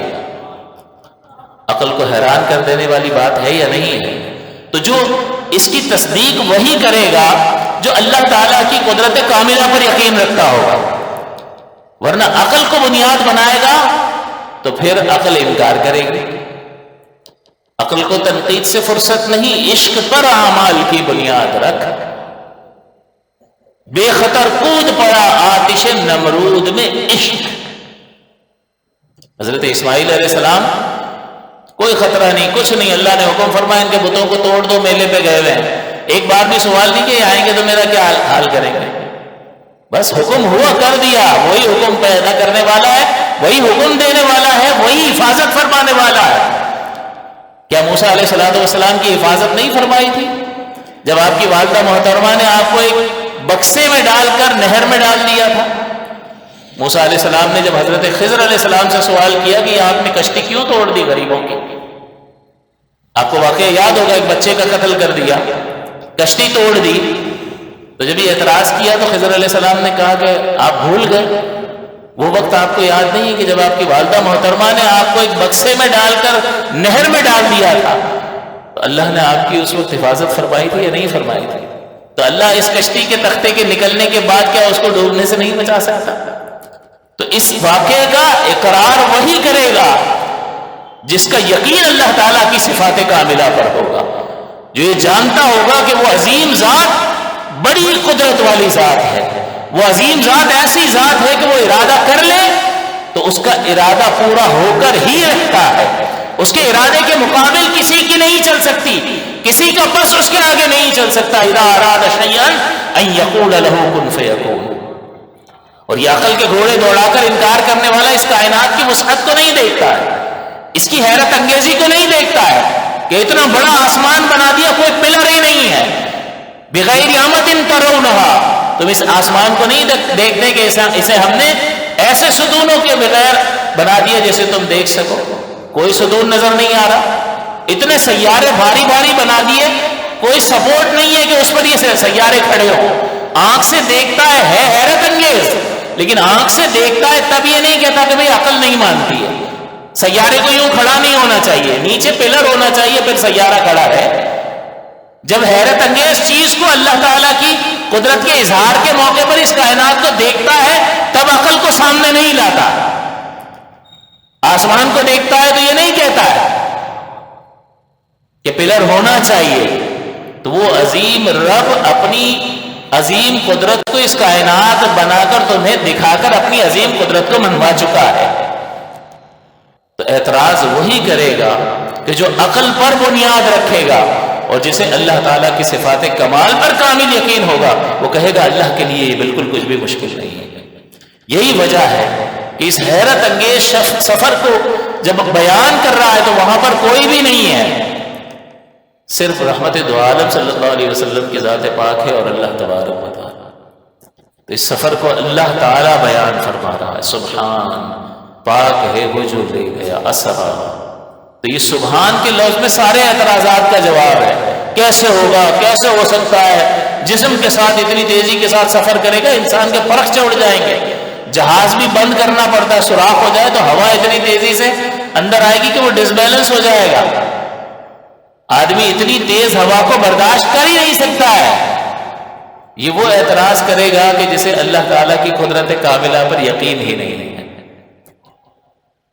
کہ جو موسیٰ علیہ السلام کو آگ میں جب گر گئے، آپ کو پھینک دیا گیا آگ میں کہ بے خطر کود پڑا آتش نمرود میں عشق، عقل ہے محو تماشائے لبے بام اب بھی، لبے بام کہتے ہیں دریا کے کنارے کو، وہ عقل باہر ہی کھڑی ہوئی، کودوں نہ کودوں جل تو نہیں جاؤں۔ عشق نے کیا کیا، اور جبریل امین آئے ہیں اور آپ نے فرمایا ہے کہ آپ کوئی مدد کی ضرورت ہو تو میں مدد کروں، آپ نے فرمایا تم سے کوئی حاجت نہیں، اللہ ہی کی بارگاہ میں عرض کریں، فرمایا وہ میرے حال کو جاننے والا ہے، وہ جو چاہتا ہے میں وہی چاہتا ہوں، وہ چاہتا ہے ابراہیم کو ڈال دیا جائے آگ میں تو ابراہیم بھی یہی چاہتا ہے، اور اگر وہ چاہتا ہے کہ ابراہیم کو بچا لیا جائے، آگ میں نہ ڈالا جائے تو ابراہیم یہی چاہتا ہے، ابراہیم وہ چاہتا ہے جو اس کا رب چاہتا ہے۔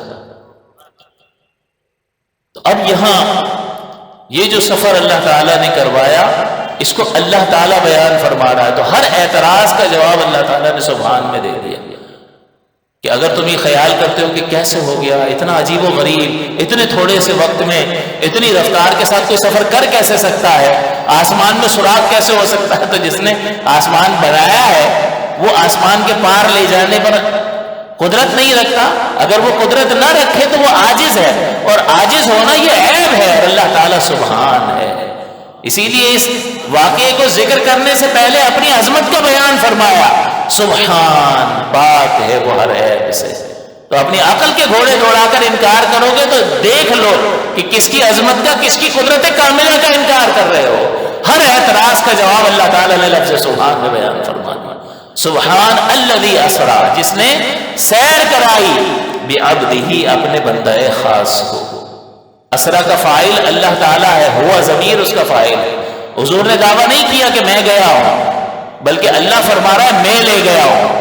تو اگر کسی کو اعتراض کر رہا ہے تو مجھ پر کرے، اور میں تو سبحان ہوں، میں تو ہر عیب سے منزہ اور مبرہ ہوں۔ لہذا جو اللہ کی قدرت کاملہ پر یقین رکھتا ہے اس کے نزدیک یہ محال ہے ہی نہیں کہ جو اتنی بڑی کائنات لفظ کن کے ذریعے، امر کن کے ذریعے سے پیدا کر سکتا ہے، وہ اس کائنات کے معاملات کی سیر اپنے حبیب کو نہیں کروا سکتا۔ بتائیے تخلیق فرما کر معاملات اب بھی سارے اسی کے دست قدرت میں ہیں یا نہیں ہیں؟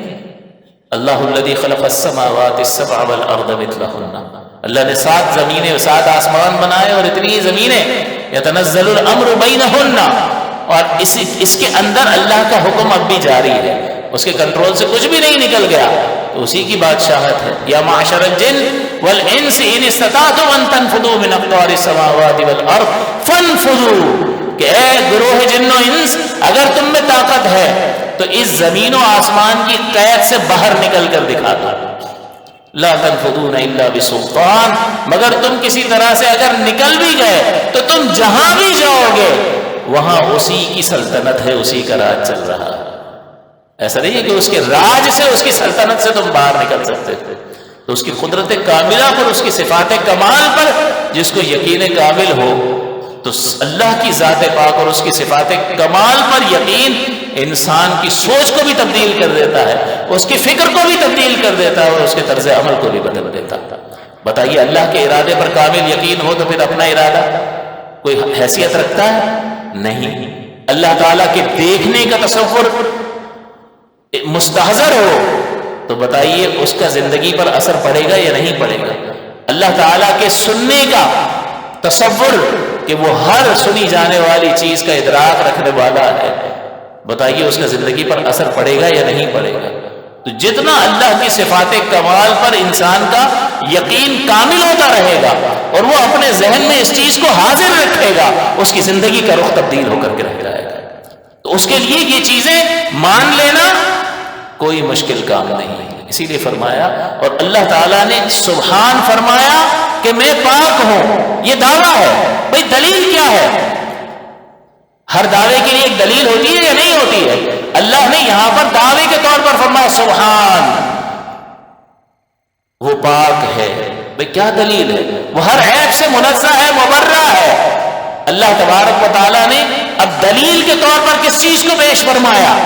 دلیل کے طور پر اللہ تعالیٰ نے سفر معراج کو پیش فرمایا کہ اللہ تعالیٰ کی عظمت کو، اس کی تنزیہ کو، اس کی پاکی کو اگر جاننا چاہتے ہو تو سفر معراج کو دیکھو کہ ایسا حیرت انگیز سفر ہے کہ اللہ تبارک و تعالیٰ کی قدرت عظیمہ کا منہ بولتا ہوا ثبوت ہے کہ اگر تم اس سفر میں غور کرو گے اور اس کے لمحے لمحے کا مطالعہ کرو گے تو یہ تمہاری عقلوں کو حیران کر کے رکھ دے گا، اور اس سفر کا مطالعہ تمہاری زبان سے یہ نکلوا دے گا کہ واقعی وہ سبحان ہے، واقعی وہ بڑی عظمتوں کا مالک ہے، واقعی وہ ہر عیب سے منزہ ہے، مبرہ ہے۔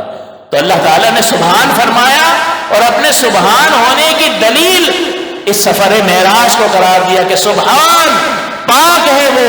جی کیا ثبوت ہے، کیا دلیل ہے؟ اس کو ثابت کریں۔ الذی اسری بعبدہ لیلا، وہ پاک ہے کہ جو اپنے بندہ خاص کو راتوں رات جس نے سیر کروا دی۔ اور یہاں پر عبد فرمایا، اس سے اس بات کا بھی انکار ثبوت ہو گیا کہ عبد روح اور جسم کے مجموعے کو کہتے ہیں۔ بعض لوگ کہتے ہیں نیند میں یہ سفر کروایا گیا ہے، تو اگر نیند میں سفر کروایا گیا ہوتا تو کفار اس کا انکار کرتے؟ سب تسلیم کر لیتے کہ نیند میں تو ہم بھی امریکہ اور جاپان اور برطانیہ پتہ نہیں کہاں کہاں گھوم کے آ جاتے ہیں۔ بعض اوقات کوئی نیند میں ہمارا پیچھا کر رہا ہوتا ہے اور ہم جو ہے ایسا کہیں جکڑے جاتے ہیں اور بھاگ نہیں پا رہے ہوتے ہیں، تو پتہ چلا لات چلا دی اور ساتھ جو ہے محترمہ آرام فرما رہی تھی، اسی کو لگ گئی لات۔ پھر بعد میں جو ہوا سو ہوا۔ لیکن اتنا آدمی منہمک ہوتا ہے کہ اپنے اعضاء کو بھی وہ اس طریقے سے استعمال کر رہا ہوتا ہے، تو خواب میں تو ہم بھی کہاں سے کہاں پہنچ جاتے ہیں۔ تو اگر یہ معاملہ خواب ہی کا ہوتا تو پھر تو کسی نے انکار ہی نہیں کرنا تھا کہ خواب میں تو ہم بھی کہاں کہاں گھوم کے آ جاتے ہیں، آپ ہو کے آ گئے تو کیا ہوا۔ تو یہاں عبد ہی سے اس بات کا بیان کر دیا گیا کہ روح اور جسم کے ساتھ رحمت دو عالم صلی اللہ علیہ وسلم کو یہ سفر معراج کروایا گیا۔ اور اللہ تعالیٰ نے بنبیہ اور برسولہ نہیں فرمایا، سبحان اللہ اسری بنبیہ نہیں فرمایا، برسولہ نہیں فرمایا، بلکہ بعبدہ فرمایا ہے، کیونکہ رسول اور نبی وہ ہوتا ہے جو خالق سے مخلوق کی طرف آتا ہے۔ اب سفر کون سا ہو رہا ہے؟ یہاں سے وہاں تک کا سفر ہو رہا ہے۔ تو جب یہاں سے خالق کی طرف جائیں گے تو اس میں بندگی اور عبودیت کا ذکر ہونا چاہیے، لہٰذا اللہ تعالیٰ نے بعبدہ فرمایا۔ اور رحمت دو عالم صلی اللہ علیہ وسلم سے فرمایا کہ آج آپ کو کس نام سے کس خطاب سے پکارا جائے، تو حضور علیہ السلام کی مبارک خواہش یہ تھی کہ مجھے اپنا بندہ کہہ کر پکارا، بعبدہ۔ اور ڈاکٹر اقبال نے بھی کہا عبد چیزیں دیگر، بندے تو سب ہی ہیں، اور ہم بھی کہتے ہیں اللہ میں تیرا بندہ، میں عبداللہ اللہ کا بندہ، یہاں سے تو کہتے ہیں لیکن وہاں سے، کیونکہ یہاں فراڈ ہی فراڈ بھرا ہوا ہے، تو یہاں سے ہم تو کہہ رہے ہوتے ہیں، لیکن جس کو وہ کہہ دے کہ میرا ہے، فرق ہے یا نہیں ہے؟ اللہ فرما رہا بعبدہ، اپنے بندہ خاص کو لے گیا، کہتے ہیں ہمارا بندہ ہے بھائی، کوئی عام آدمی نہیں ہے، چھوڑ دو اس کو، ہمارے بندے سے تم نے اس طرح سے بات کی، اس سے بات کرو گے، یعنی اتنی حد تک میں نے دیکھا ہے کہ سیٹ جب اپنے ملازم کو کہیں بھیجتا ہے پیمنٹ وغیرہ کے لیے، اور اس کو اگر کوئی ڈانٹ ڈپٹ کرے اور الٹا سیدھا بول دے، تو سیٹ کہتا ہے تم نے مجھے ڈانٹا، میری بے عزتی کی، میرا نمائندہ تھا۔ کسی ملک کا سفیر ہو تو اس کی بے عزتی پوری ریاست کی عوام کی بے عزتی قرار پاتی ہے۔ تو اب غور فرمائیے، بعبدہ، میرا بندہ، میرا بندہ ہے خاص۔ ڈاکٹر اقبال نے بھی کہا عبد چیزیں دیگر، عبد کچھ اور ہوتا، عبدہ چیزیں دیگر، او سراپا انتظار این منتظر، یہ تو سراپا انتظار ہی انتظار، محبوب کے انتظار ہی میں اس کی عمر کٹ جائے گی، اور عبدہ وہ ہے جس کا انتظار کیا جا رہا ہے، تو یہ انتظار کرتا رہ گیا، اور عبدہ وہ ہے کہ جس کا انتظار کیا جاتا ہے، ہر ایک اس سے ملنا چاہتا ہے، ہر ایک اس کی زیارت کرنا چاہتا ہے، ہر ایک اس کے مبارک کلام اور اس کی میٹھی آواز کو سننا چاہتا ہے، یہ وہ عبد ہے۔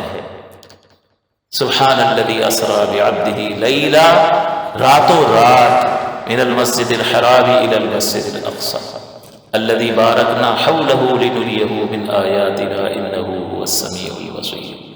اور اللہ تبارک و تعالیٰ نے اپنے پیارے حبیب کریم صلی اللہ علیہ وسلم پر نمازیں فرض فرمائیں، تو اس کا مطلب یہ ہے کہ نمازوں کا تحفہ جو حضور کو وہاں پر بلا کر دیا گیا، یہ نماز کی اور اس عبادت کی عظمت پر دلالت کرتا ہے، لہٰذا ہمیں اس کی قدر کرنی چاہیے۔ اور اس کے علاوہ چند چیزیں میں آپ کو پڑھ کر سنا دوں، کیونکہ حضور کی عظمت کا بیان ہمارے دلوں کا چین ہے، کہ ہمارے آقا و مولا صلی اللہ علیہ وسلم کی عظمت کا ذکر کیا جاتا ہے تو ہمارے دل ٹھنڈے ہوتے ہیں، اور بندے کو یہ ہوتا ہے کہ بھئی میرا تعلق کس سے ہے، ان کی عظمت کیا ہے۔ دیکھو وہ اگرچہ اپنی کوئی حیثیت نہیں ہے، لیکن جس کا دامن کرم ہاتھ میں ہے، ان کا مقام اللہ نے ایسا بلند فرمایا، اور اللہ تعالیٰ کی ایسی کرم نوازی کہ ہمارے ہاتھوں میں ان کا دامن دے دیا۔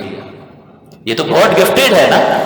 آج عصر کی اذان ہو رہی تھی تو ایسے بیٹھے بیٹھے مجھے خیال آیا، میں نے کہا کتنی اچھی اور پیاری صدا ہے، اللہ اکبر اللہ اکبر، یہ کیسا بہترین دین ہے کوئی ایسا دین؟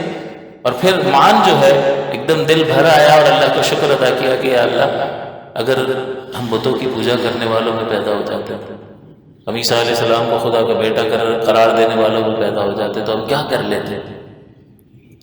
اس ہیو اور ہیو نوٹ کی جنگ میں نکل کر اسلام کا مطالعہ کر کے ہم اسلام کو اختیار کر لیتے؟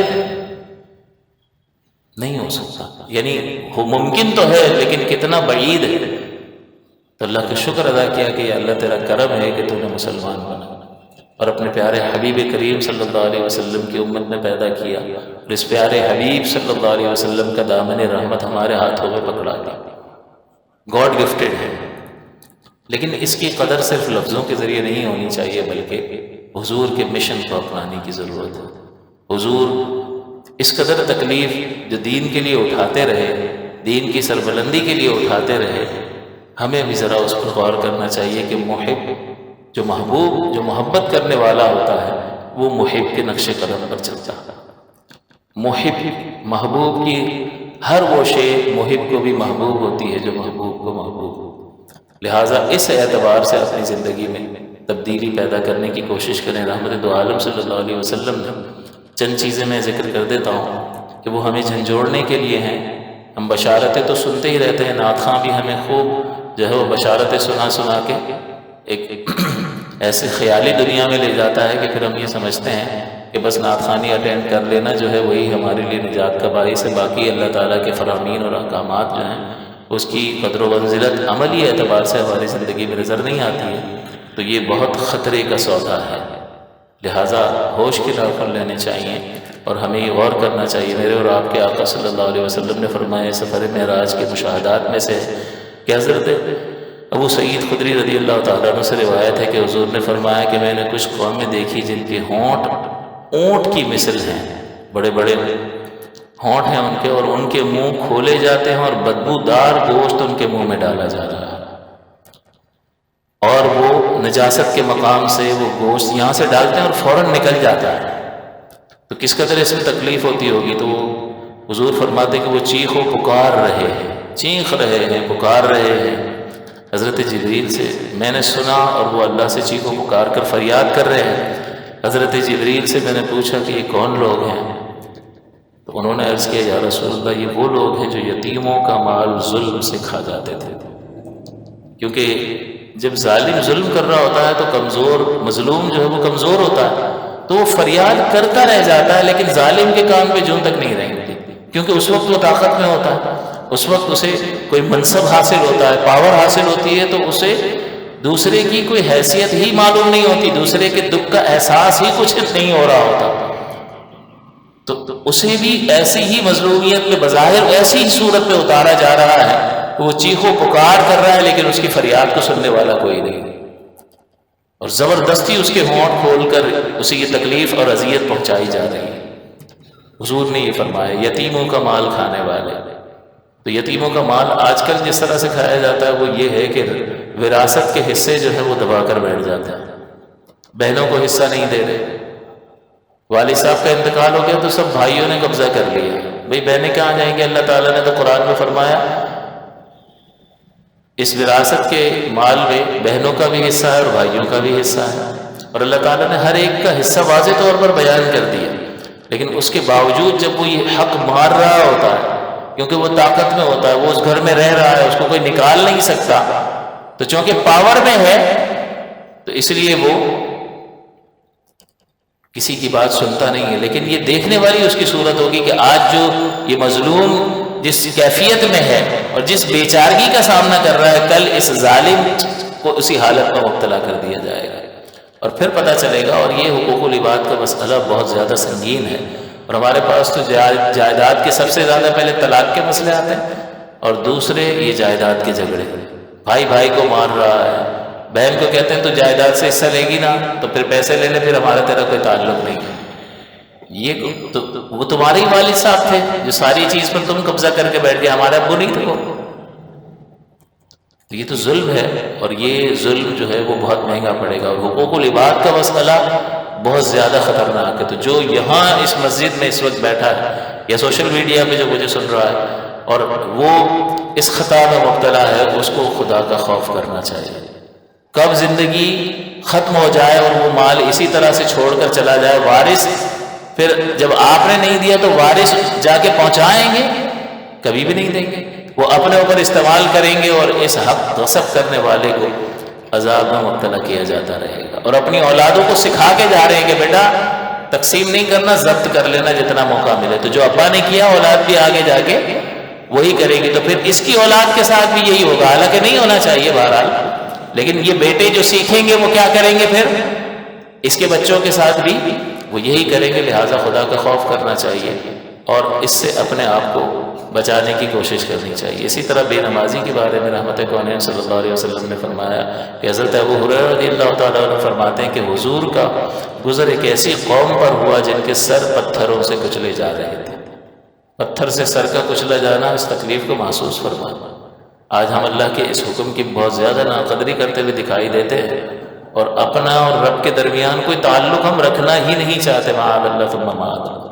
ورنہ دکان پہ روز جانا ہے، کالج یونیورسٹی روز جانا ہے، جاب پر روز جانا ہے، باقی معاملات اس کے چلتے رہیں گے، وہ نہیں رکیں گے، نفس جو کہے گا وہ کرتا رہے گا، لیکن خالق سے اپنے تعلق کو کس درجے میں قائم کیا ہے، اسے اس سے کوئی سروکار نہیں ہے۔ تو یہ انتہائی بدبختی کی علامت ہے، یاد رکھیں، اور وہ شخص تباہ اور برباد ہوگا آئندہ آنے والی زندگی میں۔ نہ پیچھے وہ اپنے طرز عمل سے کوئی مثال چھوڑ رہا ہے اور اپنے لیے بھی تباہی کا سامان کر رہا ہے کہ خود نہیں پڑھ رہا تو اولاد کہاں پڑھے گی، جب اولاد نہیں پڑھے گی تو اس کا وبال بھی کس کے سر پہ ہوگا کہ آپ نے تربیت نہیں کی تو آپ نے اپنا تو بیڑا غرق کیا ہے، اپنی اولاد کا بھی کیا تو اولاد کے نماز نہ پڑھنے کا اور گناہ کرنے کا وبال بھی ان پر تو ہوگا، لیکن والدین پر بھی ہوگا کہ ہم نے تمہارے سپرد کیا تھا اور تمہیں کہا تھا قوا انفسکم واہلیکم نارا کہ اپنے آپ کو اور اپنے گھر والوں کو جہنم کی آگ سے بچاؤ، اور وہ بچانا کس طرح سے ہوگا کہ انہیں علم سکھاؤ اور انہیں اللہ تعالیٰ کے احکام کی ان کے دلوں میں اہمیت پیدا کرو اپنے قول کے ذریعے سے بھی اور اپنے عمل کے ذریعے سے بھی۔ تو یہ جیسے ہی آنکھ بند ہوگی تو ہمیں پتہ چل جائے گا کہ ہمارا کیا حال ہوتا ہے۔ تو حضور فرماتے ہیں کہ پتھروں سے سر کچلے جا رہے تھے، بار بار کچلے جاتے پھر صحیح ہو جاتے، یہ عمل اسی طرح بار بار ہو رہا تھا، سر کچلے جاتے تھے، ٹھیک ہو جاتے تھے، ایک پل کے لیے بھی انہیں مہلت نہیں دی جاتی، ایک پل کے لیے بھی تو کوئی چیز لگے تو اس کا درد کم ہوتے ہوتے تھوڑا سا وقت لگتا ہے۔ ہم چلتے ہوئے جو کسی پتھر سے ہمارا پیر ٹکرا جائے تو ہم پکڑ کے اس کو بیٹھ جاتے ہیں تھوڑی دیر کے لیے، اور تھوڑا وقت گزرتا ہے تو راحت ملتی ہے، وہاں راحت نہیں ہوگی، وہاں اللہ تعالیٰ کا قانون چلے گا، پتھر لگے گا تکلیف ہوگی پھر ٹھیک ہو جائے گا، پھر لگ رہا ہوگا۔ تو ایک پل کے لیے بھی انہیں مہلت نہیں دی جائے گی۔ سرکار فرماتے ہیں کہ میں نے حضرت جبریل سے پوچھا یہ کون لوگ ہیں؟ حضرت جبریل نے عرض کیا یا رسول اللہ یہ وہ لوگ ہیں جو نماز نہیں پڑھا کرتے۔ تو اپنے اللہ سے اپنے رب سے کوئی تعلق نہیں، کوئی راز و نیاز نہیں، کچھ بھی نہیں۔ ہم اس دنیا میں آئے ہیں اور بس کیا کر رہے ہیں جی؟ کھا رہے ہیں، پی رہے ہیں، اپنی نسلوں کو بڑھا رہے ہیں بس۔ تو یہ تو حیوان بھی کرتا ہے میرے بھائی، جانور بھی کھاتا پیتا ہے اور افزائش نسل کرتا ہے، تو پھر انسان اور حیوان کی زندگی میں فرق کیا ہوا؟ وہ تو اشرف ہے، اشرف اور افضل ہے۔ تو جب یہی کرنا ہے جو حیوان کر رہا ہے تو پھر افضل کس بات کا ہوا؟ اس لیے اپنے رب سے تعلق کو مضبوط کرو۔ یہ رب سے بندے کا تعلق ہی یاد رکھنا آخرت میں کام آئے گا، اور کوئی نہیں کام آئے گا جا کے قبرستانوں میں جا کے چکر لگا کے آؤ۔ اس لیے تو میں آپ کو ہوم ورک دیتا ہوں کہ 15 دن میں ایک بار ضرور قبرستان جاؤ، وہاں جا کے بیٹھ جاؤ، اور اگر ہمت والے ہو تو رات میں جا کے بیٹھ جاؤ اکیلے، پتہ چلے گا کہ کتنی وحشت ہوتی ہے۔ تو کیا ہمیں نہیں جانا؟ ہمیں جانا ہے۔ تو اس لیے مسجدوں کو آباد کریں، اپنی اولاد کو مسجدوں میں لے کر آئیں۔ یہ پیارا تحفہ اللہ تعالیٰ نے اپنے حبیب کو بلا کر وہاں دیا ہے۔ اللہ تعالیٰ حکم جبریل امین کے ذریعے بھی بھیج کر نماز فرض فرما سکتا تھا نا، جس طرح دیگر احکامات اللہ تعالیٰ نے بھیجے ہیں وہ بھی فرض ہے، لیکن اس کی عظمت کا اندازہ اس اعتبار سے لگائیے کہ اللہ تعالیٰ نے اپنے حبیب کریم کو سفر معراج کروا کر اس خاص سفر میں یہ تحفہ عنایت فرمایا، تو اس کی عظمت کا عالم کیا ہوگا۔ اور اللہ تعالیٰ کی کمال عنایت کے 50 فرض کر کے پھر گزارش پر 5 کر دی، لیکن بندہ پڑھتا 5 ہے، اجر 85 کا ملتا ہے اسے۔ تو بتائیے اللہ تعالیٰ کا کتنا فضل اور اس کی عنایت ہے۔ اور یہ یاد رکھو کہ تھوڑی بہت عبادت کے بدلے میں ہم کوئی جنت کما نہیں سکتے ہیں۔ میں نے پہلے بھی جمعے میں بھی عرض کیا تھا کہ اتنی بڑی زندگی میں کولو کے بیل کی طرح انسان کام کرنے کے باوجود یہ شور مچا رہا ہوتا ہے کہ میرا گزارا ہی نہیں ہو رہا۔ تو یہاں کی مختصر زندگی میں سارا دن محنت کرنے کے بعد تیرا گزارا نہیں ہو رہا، اور اس میں تو اتنی سی عبادت کر کے ہمیشہ کی زندگی میں راحتیں پا لے گا؟ نہیں، ذالک فضل اللہ یؤتیہ من یشاء، یہ اللہ کا فضل ہے، وہ عطا فرماتا ہے جسے چاہتا ہے۔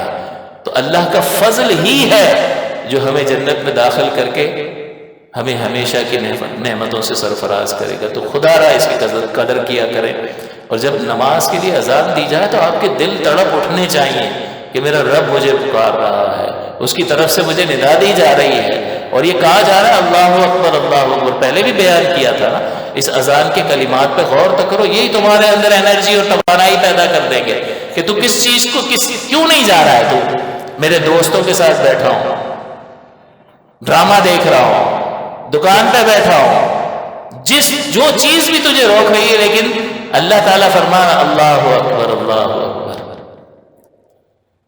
اللہ اکبر ہے اور کچھ بھی اکبر نہیں ہے۔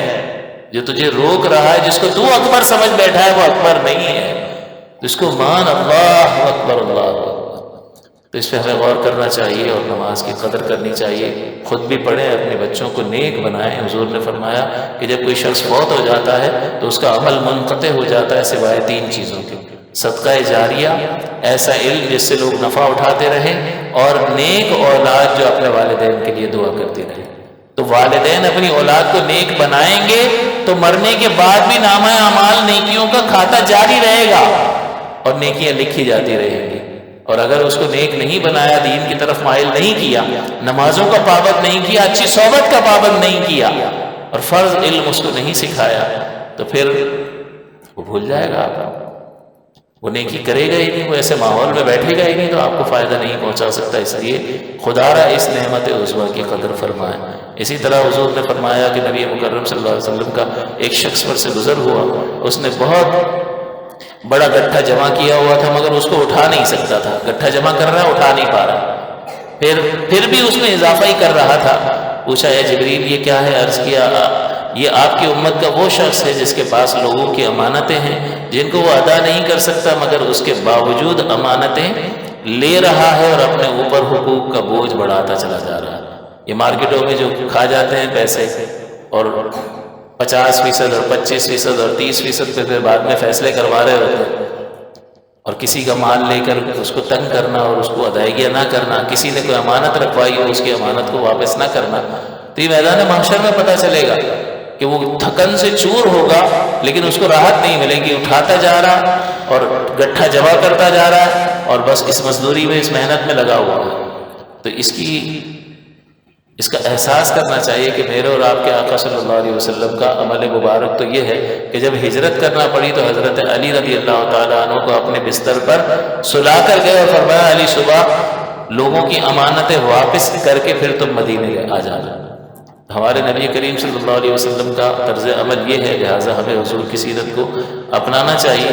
اور بھی بہت ساری احادیث ہیں لیکن اسی پر اکتفا کرتا ہوں کہ حقوق العباد کا مسئلہ بہت زیادہ اہم ہے۔ پھر رب اور بندے کا تعلق جو نماز ہے وہ اہم ترین چیز ہے، اور یہی آپ کو راہ راست پر لا سکتا ہے، کیونکہ جب آپ مسجد میں آئیں گے تو آپ کی صحبتیں بدلیں گی، اللہ والوں میں اٹھیں گے بیٹھیں گے، جب صحبت بدلے گی تو اس صحبت کی تبدیلی کا اثر آپ کی زندگی پر ظاہر ہوگا، اور بیکار قسم کی صحبتوں کو اختیار کریں گے تو ظاہر ہے ان کی نحوست جو ہے وہ کردار پر ظاہر ہوگی، اور پھر زندگیاں انسان کی تباہ ہو جاتی ہیں۔ بہت مختصر سا وقت ہے، ان قریب ہماری موت جو ہے وہ ہمارے سامنے کسی بھی وقت آ جائے گی، اور پھر پچھتاوے کے علاوہ ہمارے پاس کوئی بھی راستہ نہیں ہوگا۔ اللہ تعالیٰ سے دعا ہے کہ اللہ تعالیٰ اس عظیم رات کی برکت سے ہم سب پر اپنا خصوصی فضل و کرم فرمائے، نبی کریم صلی اللہ علیہ وسلم کی خاص نظر عنایت سے ہمیں وافر حصہ عطا فرمائے، اور جو کچھ حضور علیہ الصلوۃ والسلام کی تعلیمات ہیں اس سے کامل طور پر وابستگی ہمیں عطا فرمائے، اور جو ہمیں سوشل میڈیا پر سنتے رہتے ہیں مسلسل، اور وہ ہمارے انور بھائی بتا رہے ہیں کہ وہ سلام وغیرہ اور دعا کی درخواست اکثر کرتے رہتے ہیں، تو میں ان کے لیے دعا گو ہوں، اللہ تعالیٰ ان کو سلامت رکھے، خوش رکھے، اور ان کی دین اور دنیا کو اللہ تعالیٰ بہتر بنائے، اور انہیں علم دین سے اور دین سے کامل وابستگی کی توفیق عطا فرمائے۔ آمین۔ وآخر دعوایا الحمد للہ رب العالمین۔